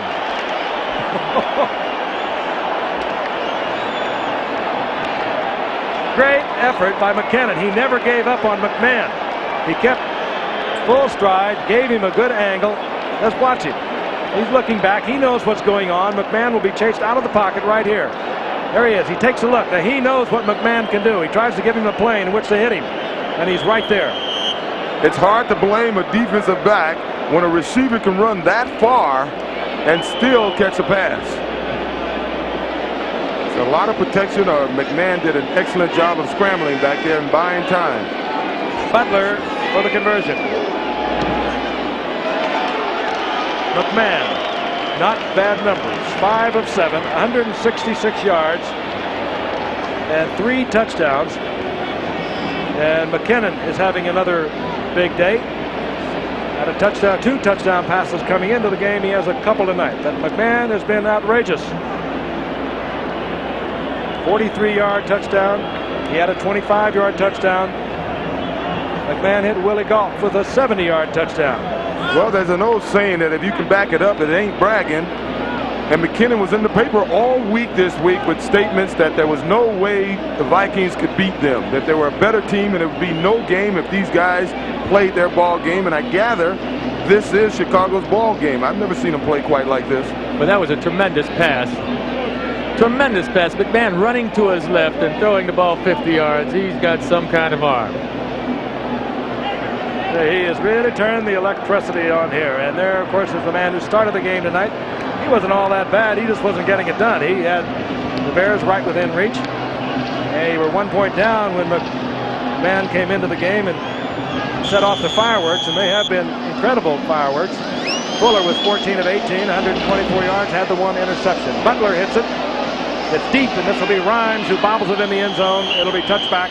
Chicago Bears defense, they really don't need all that much of a pump up, but it just seems to permeate through the entire team when something like that happens. Somebody comes off the bench, as McMahon has done. 3 quick touchdown passes. All of a sudden you were down by 1 when he came in. Now you lead in just a few minutes, 30-17.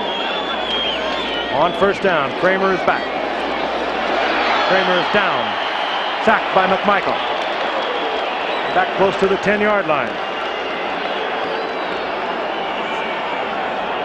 Take a look at that scoring drive, which was a McMahon 43-yard shot to Dennis McKinnon. Well, we mentioned that Minnesota was proud of the fact that the closer they got their backs to the goal line, the better they got. Well, McMahon has found a remedy to that. That score from midfield. Indeed he has. Third down and 19. following the sack. Second down, rather. Kramer, Ted Brown. And Brown back to the original line of scrimmage, taken out of bounds there by Dave Durson. And that's the end of the third quarter. We'll be back after this message and a word from our stations.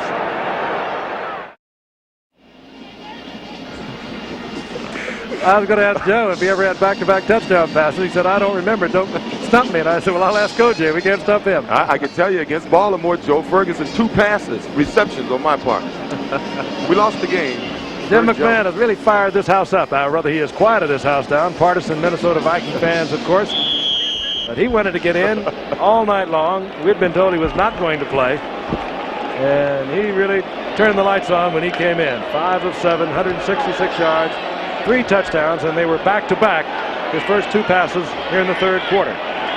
Now, we begin the fourth quarter with the Vikings near their 21-yard line, 3rd down and 9. Tommy Kramer from the shotgun.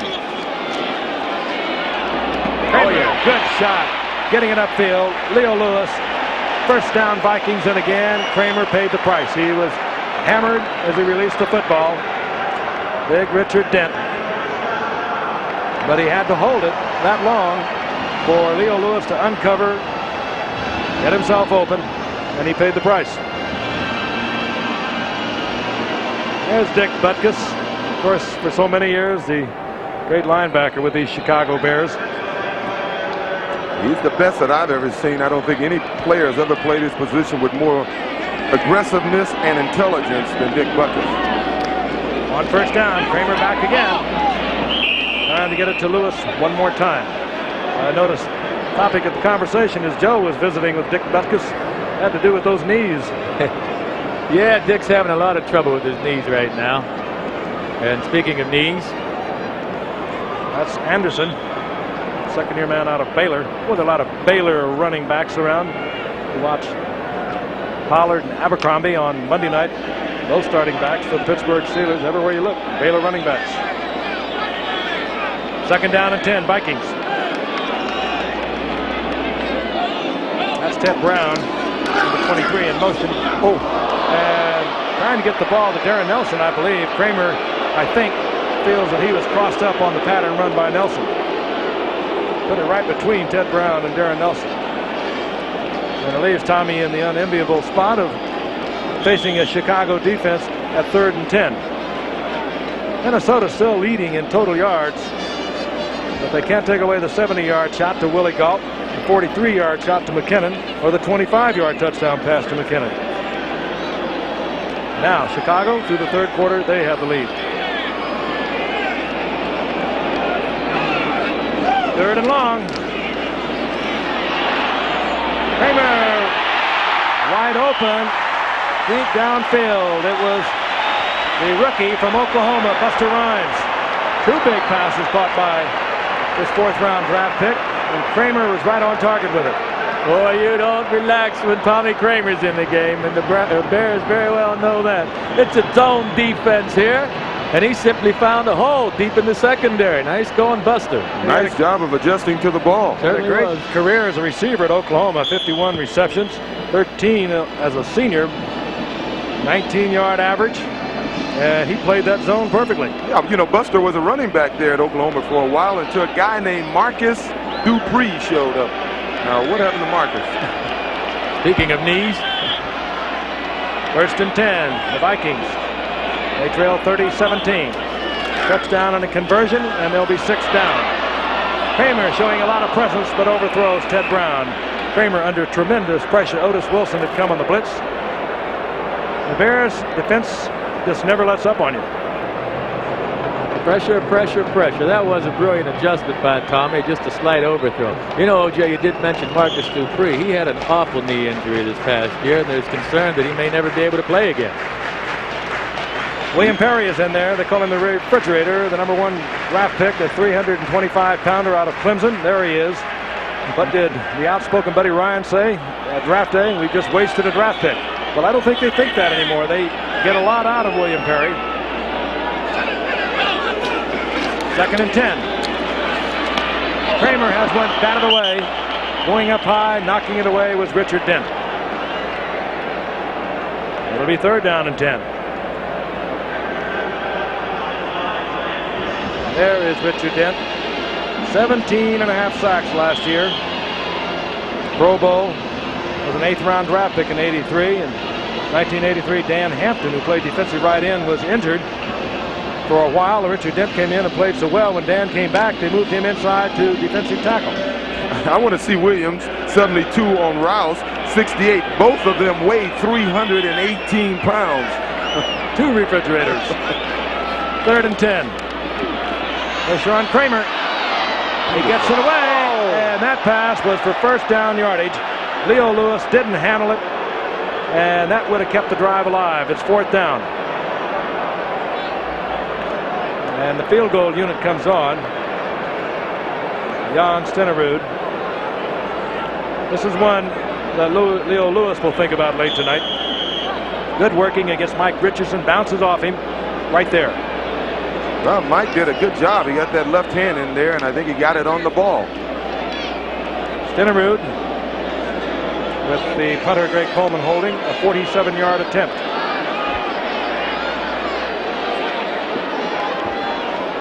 And a bad snap to Coleman. Punted.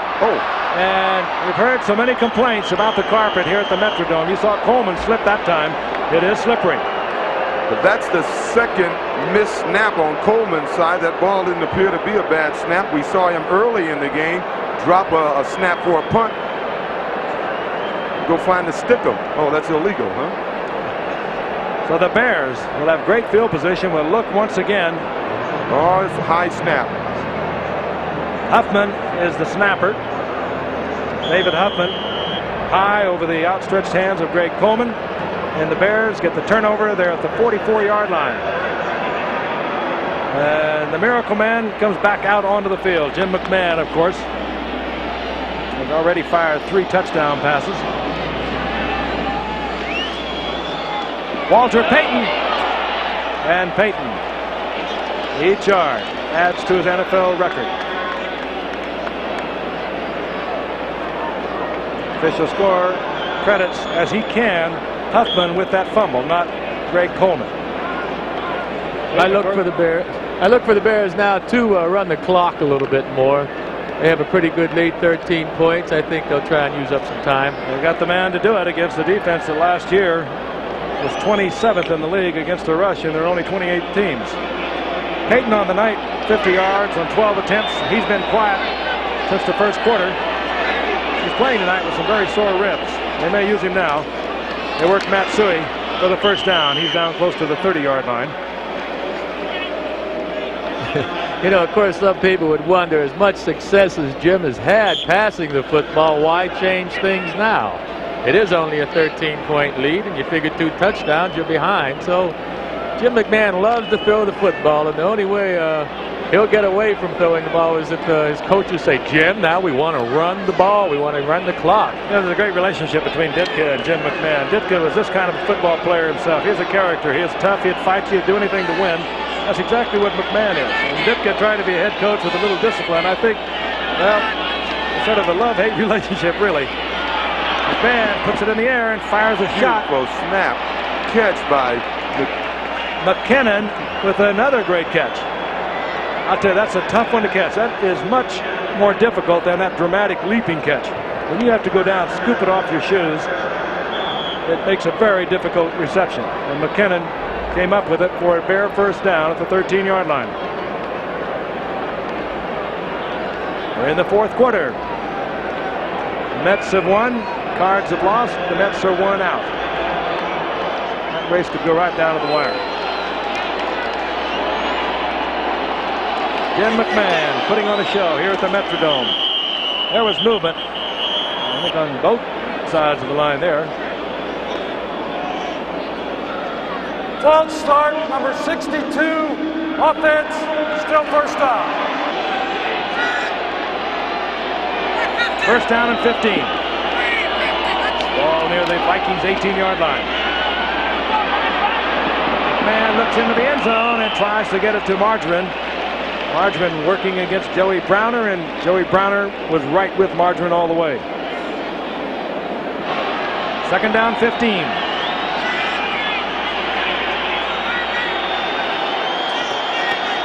Again, movement. And there was contact made up at the top of your screen. Elshire stepped across the line of scrimmage, and I think he made the contact.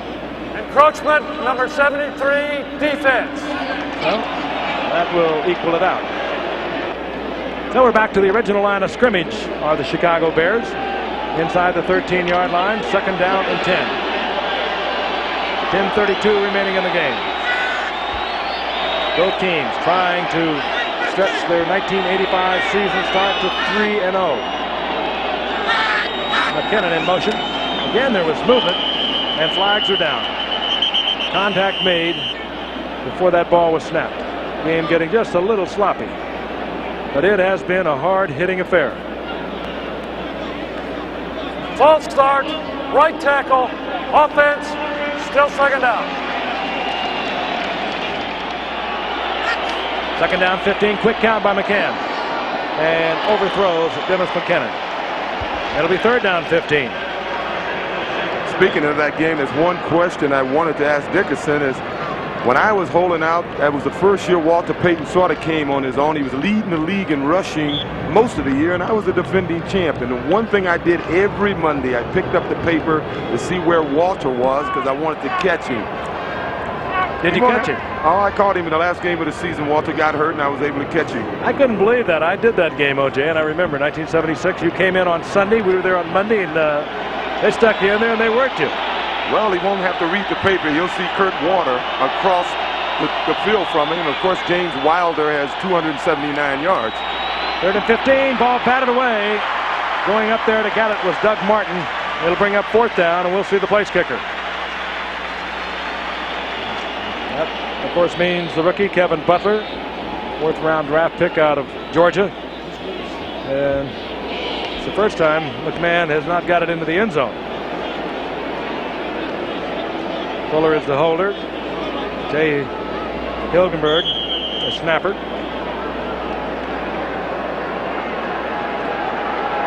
.33-yard attempt. 35-yard attempt, rather. Kevin Butler. No, he hooks it to the left. And the Vikings will get it back. Down 30-17 with 10:18 remaining. I'll tell you, the man is a competitor. He loves to win. He wanted the 3, didn't he? We'll be back. Vikings still in it. Touchdown and a conversion. We have a 6-point game. But the Bears certainly have taken away the momentum from the Vikings. Tommy Kramer having a rough night, but he stays in there. This one's to Steve Jordan. And Jordan down the sidelines, stays in bounds and gets out of it the 40 to the 42 for a Viking first down. A 22-yard pickup. Well, Chicago comes with the blitz that time, excuse me, and Fensick has to cover Jordan all the way to the outside. Fensick just can't get out there. Jordan ran a simple out pattern, and again, Fensick just couldn't get to him. The first down is marked at the 43-yard line. Both teams undefeated. Vikings 2-0. They beat the 49ers in the opening game. They beat Tampa Bay last Sunday 31-16. The Bears beat Tampa Bay, and they beat New England this past Sunday. Vikings 3-13 a year ago. The Bears 10-6. Kramer trying to squeeze it into Jordan. He was well covered. Incomplete. That was Singletary and Wilson that had Jordan squished in between them. Bud Grant, always calm, as they say, it keeps the game in perspective. He was rather cool about it. He got fined one Super Bowl, or was it the Super Bowl? He was late showing up, got caught in a traffic jam. He arrived at the stadium 7 minutes before the game. He doesn't get flustered, that's for sure. Perryman out 23 of 45, 310 yards, but his team is trailing. He's thrown 2 interceptions, has 2 touchdowns. Second down and 10. Kramer wants the big one. He's got him. Carter, Anthony Carter. And how easy it is when you have skill at either end. Kramer laid that up perfectly. Anthony Carter took it in. 57-yard touchdown. The hometown loves it.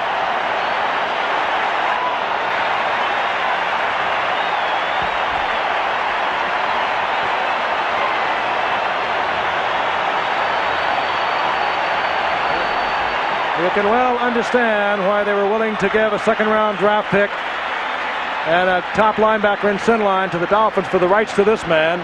Oakland waived him a couple of weeks ago of the USFL. This is his second touchdown of the night. A beautifully thrown ball, Joe, and he took it in stride. Anthony Carter. It was on the money, and if anyone ever had any questions about Anthony Carter's speed, I think they just found out the man can run. I know he isn't. He just looks so fragile out there. 5'11", 162 pounds. Stenerud with flags all over the field, puts it through the uprights. 30 Vikings. Holding, and Stenerud will have to do it again. And this is a very important conversion. There's Anthony Carter. I mentioned 3 years, starting out with Michigan, then Michigan, of course, becoming Oakland this past season. Offense, one more try. This past season, 70 receptions for Anthony Carter, over 1,300 yards, 14 touchdowns, and he just moved right into the NFL season at the conclusion of the USFL year. That was Malarkey, by the way, of the Vikings, who was called on that penalty. So Stenerud will have to put it in from 30 yards out. This conversion, if good, will mean we have a 6-point game. That snap, but Greg Coleman got it up, and Stenerud gets it through. 30-24. We'll be back.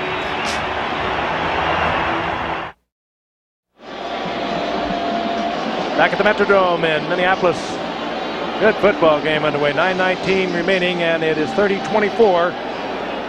The Bears over the Vikings, but the Vikings have struck back. Touchdown pass for Tommy Kramer, 57 yards to Anthony Carter, and we have a 6-point ball game. Both teams coming into the game 2-0. They'd like to leave tonight 3-0, undefeated in the Central Division of the NFC. Deep, number 29 is Dennis Gentry. Number 83, the speedster Willie Galt, is back there. The Bears would like to see Galt handle the football. John Stenerud knows that. He'll try to get it in the hands of Dennis Gentry. Galt comes over across the field and steps in front of it. Good special teams work. Galt taken out of bounds by Jay Carroll at the 20-yard line. A seesaw game back and forth. It was played close to the vest throughout the first half, and then this man came in the third quarter, not expected to play.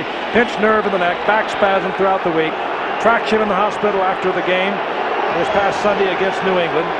Mike Ditka said he would not play unless there was a catastrophe. Well, there was an 8-point difference. The Bears down by 8 points. Early in the third quarter, they put him in.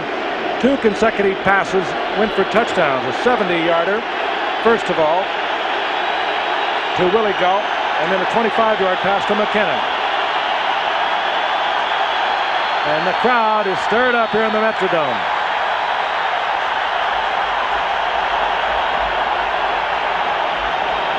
Well, I haven't seen this happen following a touchback. The crowd making so much noise, the Bears can't get the play underway at their own 20-yard line.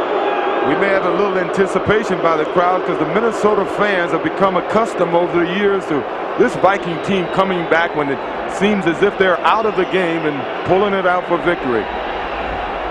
Tommy Kramer, he's had a big night. And like McMahon, he perhaps is not the character that McMahon is, but I can tell you one thing, Tommy Kramer plays this game 100% to win. He's a tough dude. He's paid the price over the years, over his 9-year career with a lot of injuries. Here's McMahon. They won't get him up to the line of scrimmage until he wants to go. He's like a Broadway actor. He's loving this. I'm running the show. First down. McMahon is the receiver wide open. It's McKinnon. McKinnon having a brilliant night, as is McMahon. 45-yard reception by the free agent out of Florida State 3 years ago. That's Rufus Best. Well, turning him over to a zone man who never got there. Well, if you're going to play a guy tight in a zone, you should bump him. I think Rufus should have bumped him. It would have given Joey Browner a little more time to get into his area.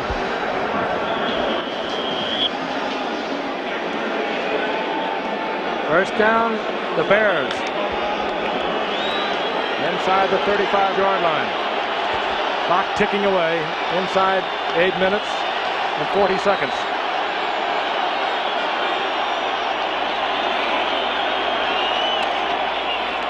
Payton.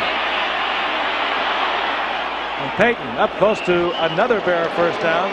Chris Martin made the stop. We'll pause 5 seconds and allow our friends along the line to identify themselves.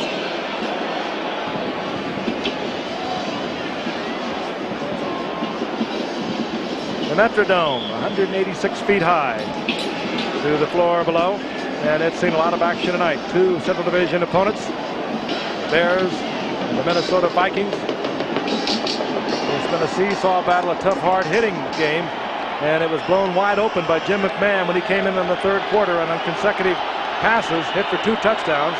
Came back moments later and hit a third. He's 7 of 12, 230 yards, and he's played a little more than a quarter of the game. Gentry is in for Walter Payton. That time McMahon goes down. Hustling Scott Studwell was there, along with Neil Elshire. Well, that definitely was a cross-up or a foul-up on McMahon's part or one of the two running backs. The play looked like it was supposed to go to the left, and someone missed the handoff. McMahon looks over. He gets the plays called into him, nods his head in agreement. Steps in the huddle and does precisely what he wants to do.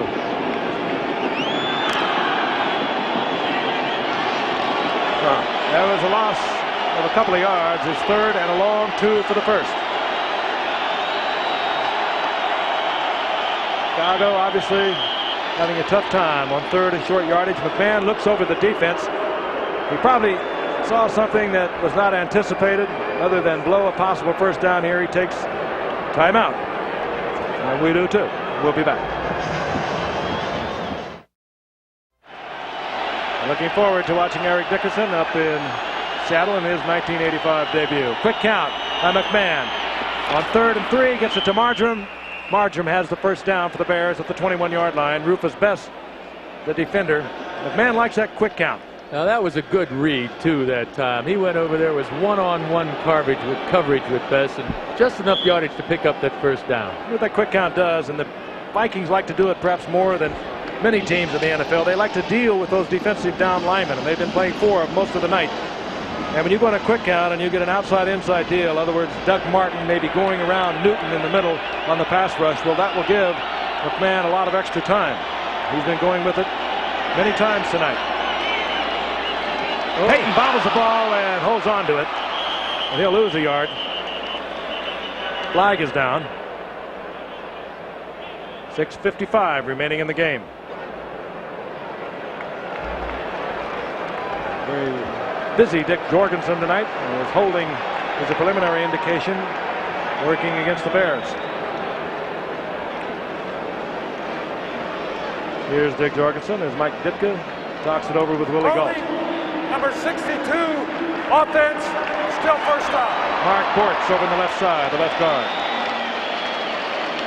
Play comes in, sent in by Mike Ditka. Bears a week from Sunday will meet the Washington Redskins at Soldier Field in Chicago. We're going to watch the Bears twice more on our schedule. We'll see them October 21st in Green Bay, and we'll see them December the 2nd in Miami. The Vikings a week from Sunday will be at Buffalo as Jim McMahon is back. First and long yardage. Ooh, and Willie Gault got turned around. That ball was almost caught for him on his wrong side, I do believe. Yeah, I don't think Gault really saw the pass. I don't think he was ever able to pick up the ball, the flight of the ball. The ball is thrown right about here. It's in the air. Gault with that great speed. Looks back. He looked back. He just lost it somewhere. Yes. It was a catchable pass. 2nd down and 20. Could have been coming right out of the lights.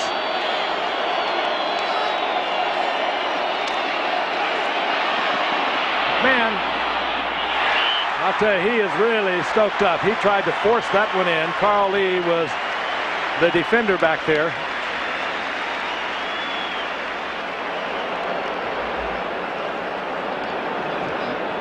I'll tell you, when you're having the kind of a night or day that McMahon has, you feel like a magician out there, don't you, Joe?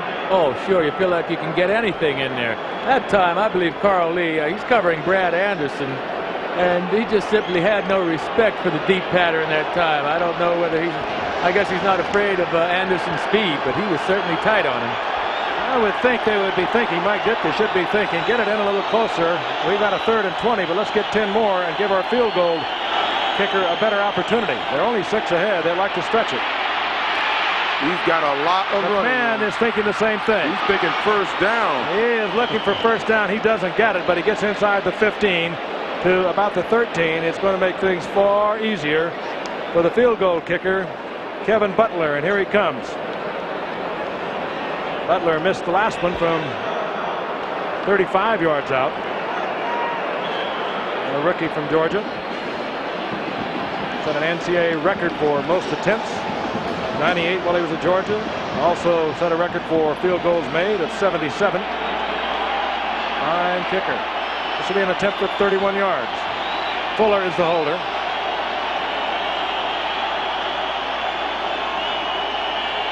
Hilgenberg on the snap. And this time the rookie from Georgia puts it through the uprights. 4 field goals tonight for Kevin Butler. And the one missed from 35 yards out. And now the Bears can breathe a little more easily. 5:35 remaining, and they now have a 9-point lead. That bad snap by Huff on that field goal attempt by Minnesota is beginning to loom bigger and bigger. Mike Ditka gets them together on the sidelines. That's the special teams. The kickoff unit. Telling him Butler who he wants him to kick it to. Meanwhile, a game of football chess being played out on the other side. Bud Grant huddled up with his special teams unit. Bud Grant, in 17 years with the Vikings, he took over in 1967. 11 Central Division titles, the 4 Super Bowls in which he never was a victor. Retired after 83.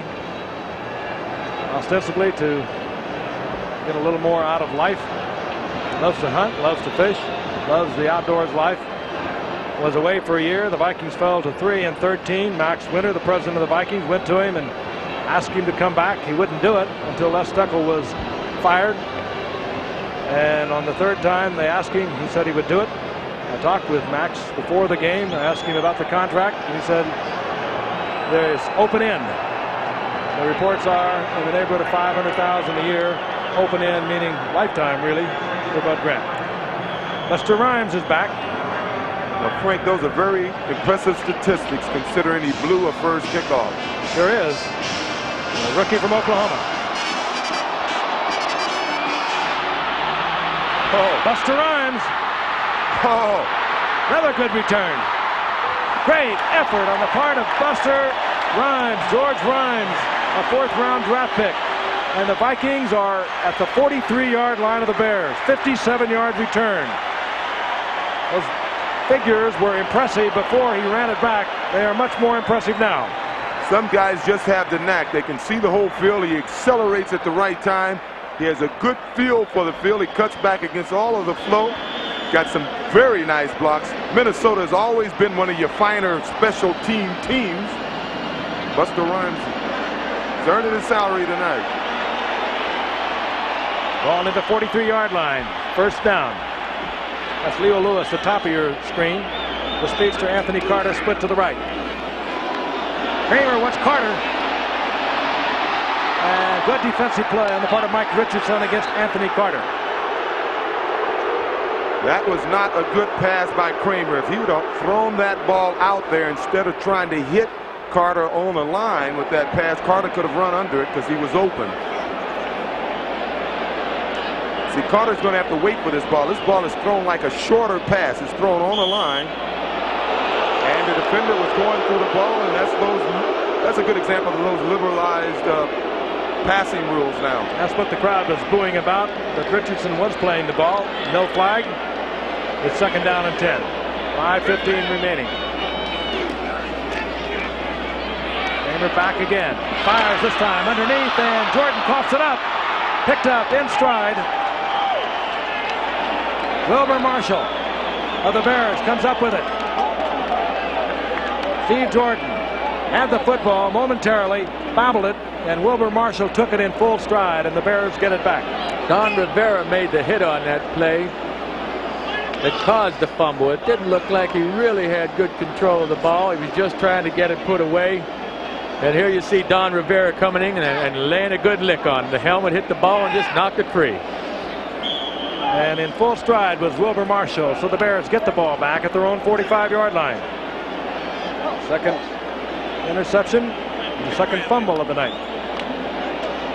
There is Marshall, second-year man out of Florida. In that lineup because of the holdout on the part of linebacker Al Harris. This is Chicago Bear football. Get the turnover. This is Matsui. Matsui will have a first down. That will keep the clock moving, and now the Bears are vitally interested in the clock ticking the seconds off. Yes, sir. It looks like, well, the Vikings will need 2 scores to pull this game out, and that's exactly what the Bears want to do now, is run that clock. Matsui, we've said it a couple times tonight, but he had a great career at Penn State. Father Steve was an All-American at Penn State and played with the Steelers. Kind of runs in the family. Matsui really kind of subordinates his own talent to the great talent of Walter Payton. I don't see him carrying the ball that much. A tremendous blocker. Nifty little receiver out of the backfield. We're talking about number 26, Matsui. Matsui works it inside the 40-yard line. A gain of 4. It'll bring up second down and 6. Chris Martin on the stop. Payton, as we also said earlier, came into tonight's game with a couple of very sore ribs, so it could be that is one of the reasons we are seeing Matsui carry the ball a little more often than he usually does. Well, when you're averaging 5.7 yards a carry. Why not, huh?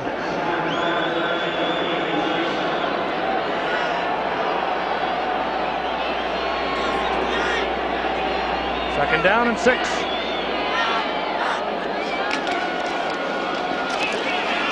Matsui once again.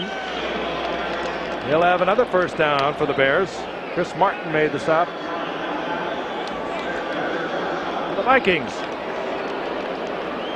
still have an opportunity, but the Bears, when they brought Jim McMahon off the bench, it just turned everything around. Slipped in there, if you weren't with us, the very first play. He never even saw the completion as he was buried, but he stepped back and on his very first attempt and went 70 yards to Willie Go. The next time he put the ball in the air, he went 25 yards to Dennis McKinnon, and has really sparked this Bears football team both offensively and defensively. Really giving the Bears defense a lift. Walter Payton inside the 30-yard line, held for 3. Second down and 7. And OJ, I know they don't bring him out of many ball games, but he's a little bit hurt coming into this one. What do you think about him staying on like this? Well, up until now that we're about 2.5 minutes to go in the game, I think I'd take Walter off the field at this point. I don't know that Walter would go off the field at this point. There about Walter. I mentioned he's made a mini career out of the Vikings at the very top of the show. The most yards he's ever gained against one team has been the Vikings, and nearly 2,000 of his 13,000 plus have been made against the Vikings in 19 previous games. Matsui for a couple. It'll be third down and 6. But Walter Payton has had to step back tonight as Jim McMahon has moved out front and center with some brilliant heroics coming in the third quarter. 2-minute warning. We'll be right back.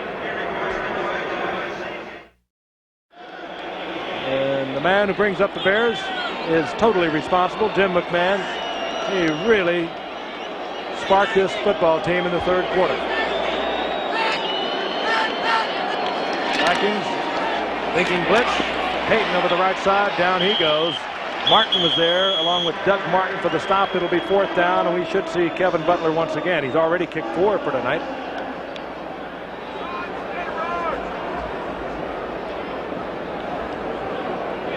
This will tie the Chicago Bear record. The rookie from Georgia, taken in a 4th round pick, Roger LeClaire, and Mac Percival have 5 field goals for the Bears over their long and storied history. Kevin Butler looking to tie a Bear record, an attempt of 45 yards.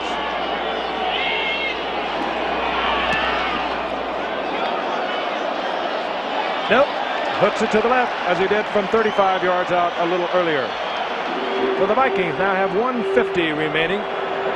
They trail 33-24. They have 2 timeouts. Kevin Butler, I doubt if he even knows that he could have lodged himself in the Bear record book. Remarkable career, as I've touched on a couple of times already tonight. He had a 60-yarder against Clemson last year, so we know he has the distance.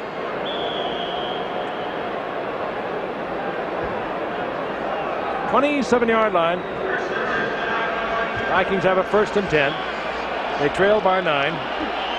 They have the 4 wide receivers in: Mike Jones, Anthony Carter, Buster Rhymes, who's had a spectacular night, and Leo Lewis.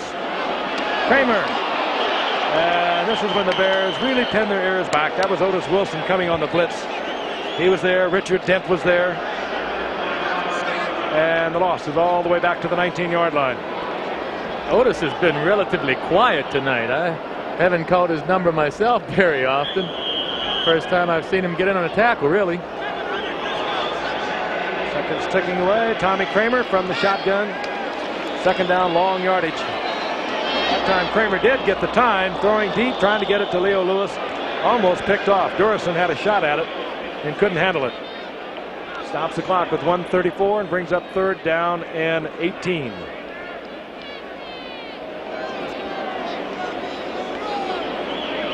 This telecast is presented by authority of the National Football League. It's intended for the private use of our audience.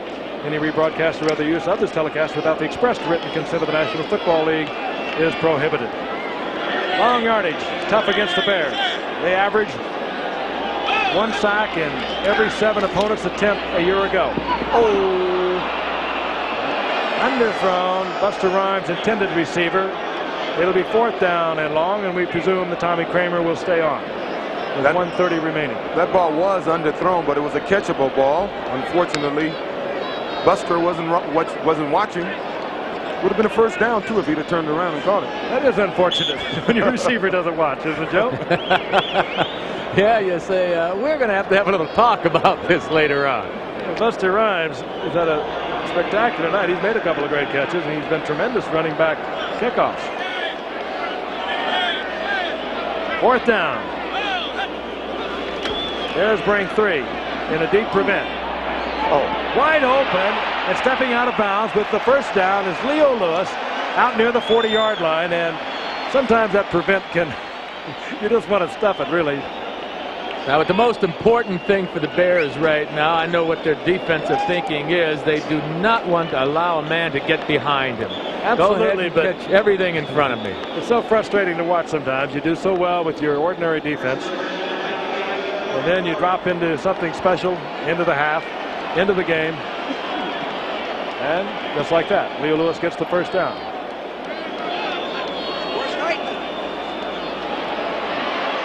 Kramer in and out of the hands of Mike Jones. It'll be 2nd down. Wilbur Marshall back there defending against Jones. Well, we can't count out Minnesota at this point, but it certainly appears as if they're going to lose this game. But Joe, you said you were a little skeptical about this team. I think we all agree right now that this Minnesota team is for real, and they'll be in the thick of the race for the rest of this season. Yes, I think so. They're a much improved football team over last year. As I mentioned, we'll see him twice more. We'll watch him against Green Bay October the 21st, and we'll see him against Miami early December. The Bears will be watching, and the Vikes, of course, they move on to Buffalo. And another 1st down completion by Tommy Kramer, and it's Buster Rhymes. And there's two of the Vikes have Richard Dent down way upfield. They're back at the line of scrimmage. Well, Richard Dent started a little ruckus. The clock is stopped, though. It was a smart move at one point. Time has been called by the Vikings. Tommy Kramer is pointing out what I alluded to, that a couple, Richard Dent and one of the Vikings, was having a little bit of a duel at the 30-yard line. Well, Dent was all over Ted Brown. He wouldn't let Ted Brown get up. And Big Curtis Rouse came down and took Dent off of Ted Brown. That's what's being explained to the official now. He was explaining that he wouldn't have had to use that timeout had not Richard Dent been holding Ted Brown on the artificial surface. Smart move by old Richard. No one's going to tell Tommy Kramer that he can't win this football game. You can tell it in his eyes. He's had a big night. But nevertheless, he trails 33-24. And it was a spectacular night for Jim McMahon, whom we did not expect to see. 58 seconds left. That's a lot of time. These guys can get another touchdown, and who knows, onside kick, boom, field goal, hello. 34-33 game. Over the years, it's kind of been the trademark of these Minnesota Vikings, and there is Jim McMahon. Hey, they like him so much on this football team, his own teammates. Talking to Gary Finsick today, there was no doubt in his mind that McMahon was going to play. We got to the stadium, we received word from the Bears officials that he would not play unless there was a catastrophe. Well, they measure catastrophe, I guess, in Chicago by 8 points, because they stuck him in the third quarter when the Bears were 8 points down. He's thrown 3 touchdown passes on the night. The Bears at the moment rather comfortable, 58 seconds remaining, leading 33-24. First down, Vikings near the 40-yard line of the Bears. Kramer. That's Lewis. He was bobbling it on the way out of bounds. Leslie Frazier hit him. It'll be second down.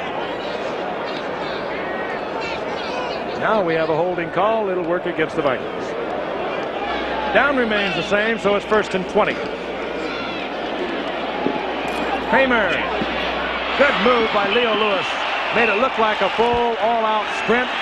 Got the defensive back Leslie Frazier in a stride-for-stride duel, and then stepped to the outside. Not only gets the reception, but he gets the first down and stops the clock going out of bounds at the 29-yard line. Can't say enough about Leo Lewis. We saw him come into his own in a game that we had him in last year. Caught about 6 or 7 passes in that game. He ended up their leading receiver with 47 receptions last year. Not a big kid, 5'8", 172 pounds, but he gets the job done. Smart player. I let him go about 3 or 4 years ago and then brought him back, and he has really developed. Not big at all, 5'8", 172 pounder. 46 seconds remaining. Leo Lewis split to the right. It's Anthony Carter top of your screen. Kramer picked off. Otis Wilson. There he is, Joe. He said you haven't heard much of him. Okay, Otis.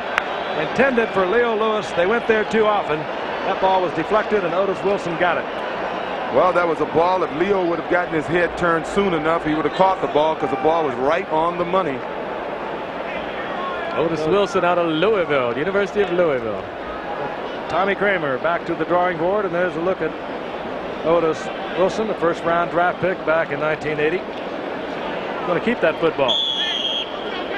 The Bears get it back. Vikings have 1 timeout. Kramer leaves the game 26 of 55, 436 yards, 3 touchdowns, 3 interceptions.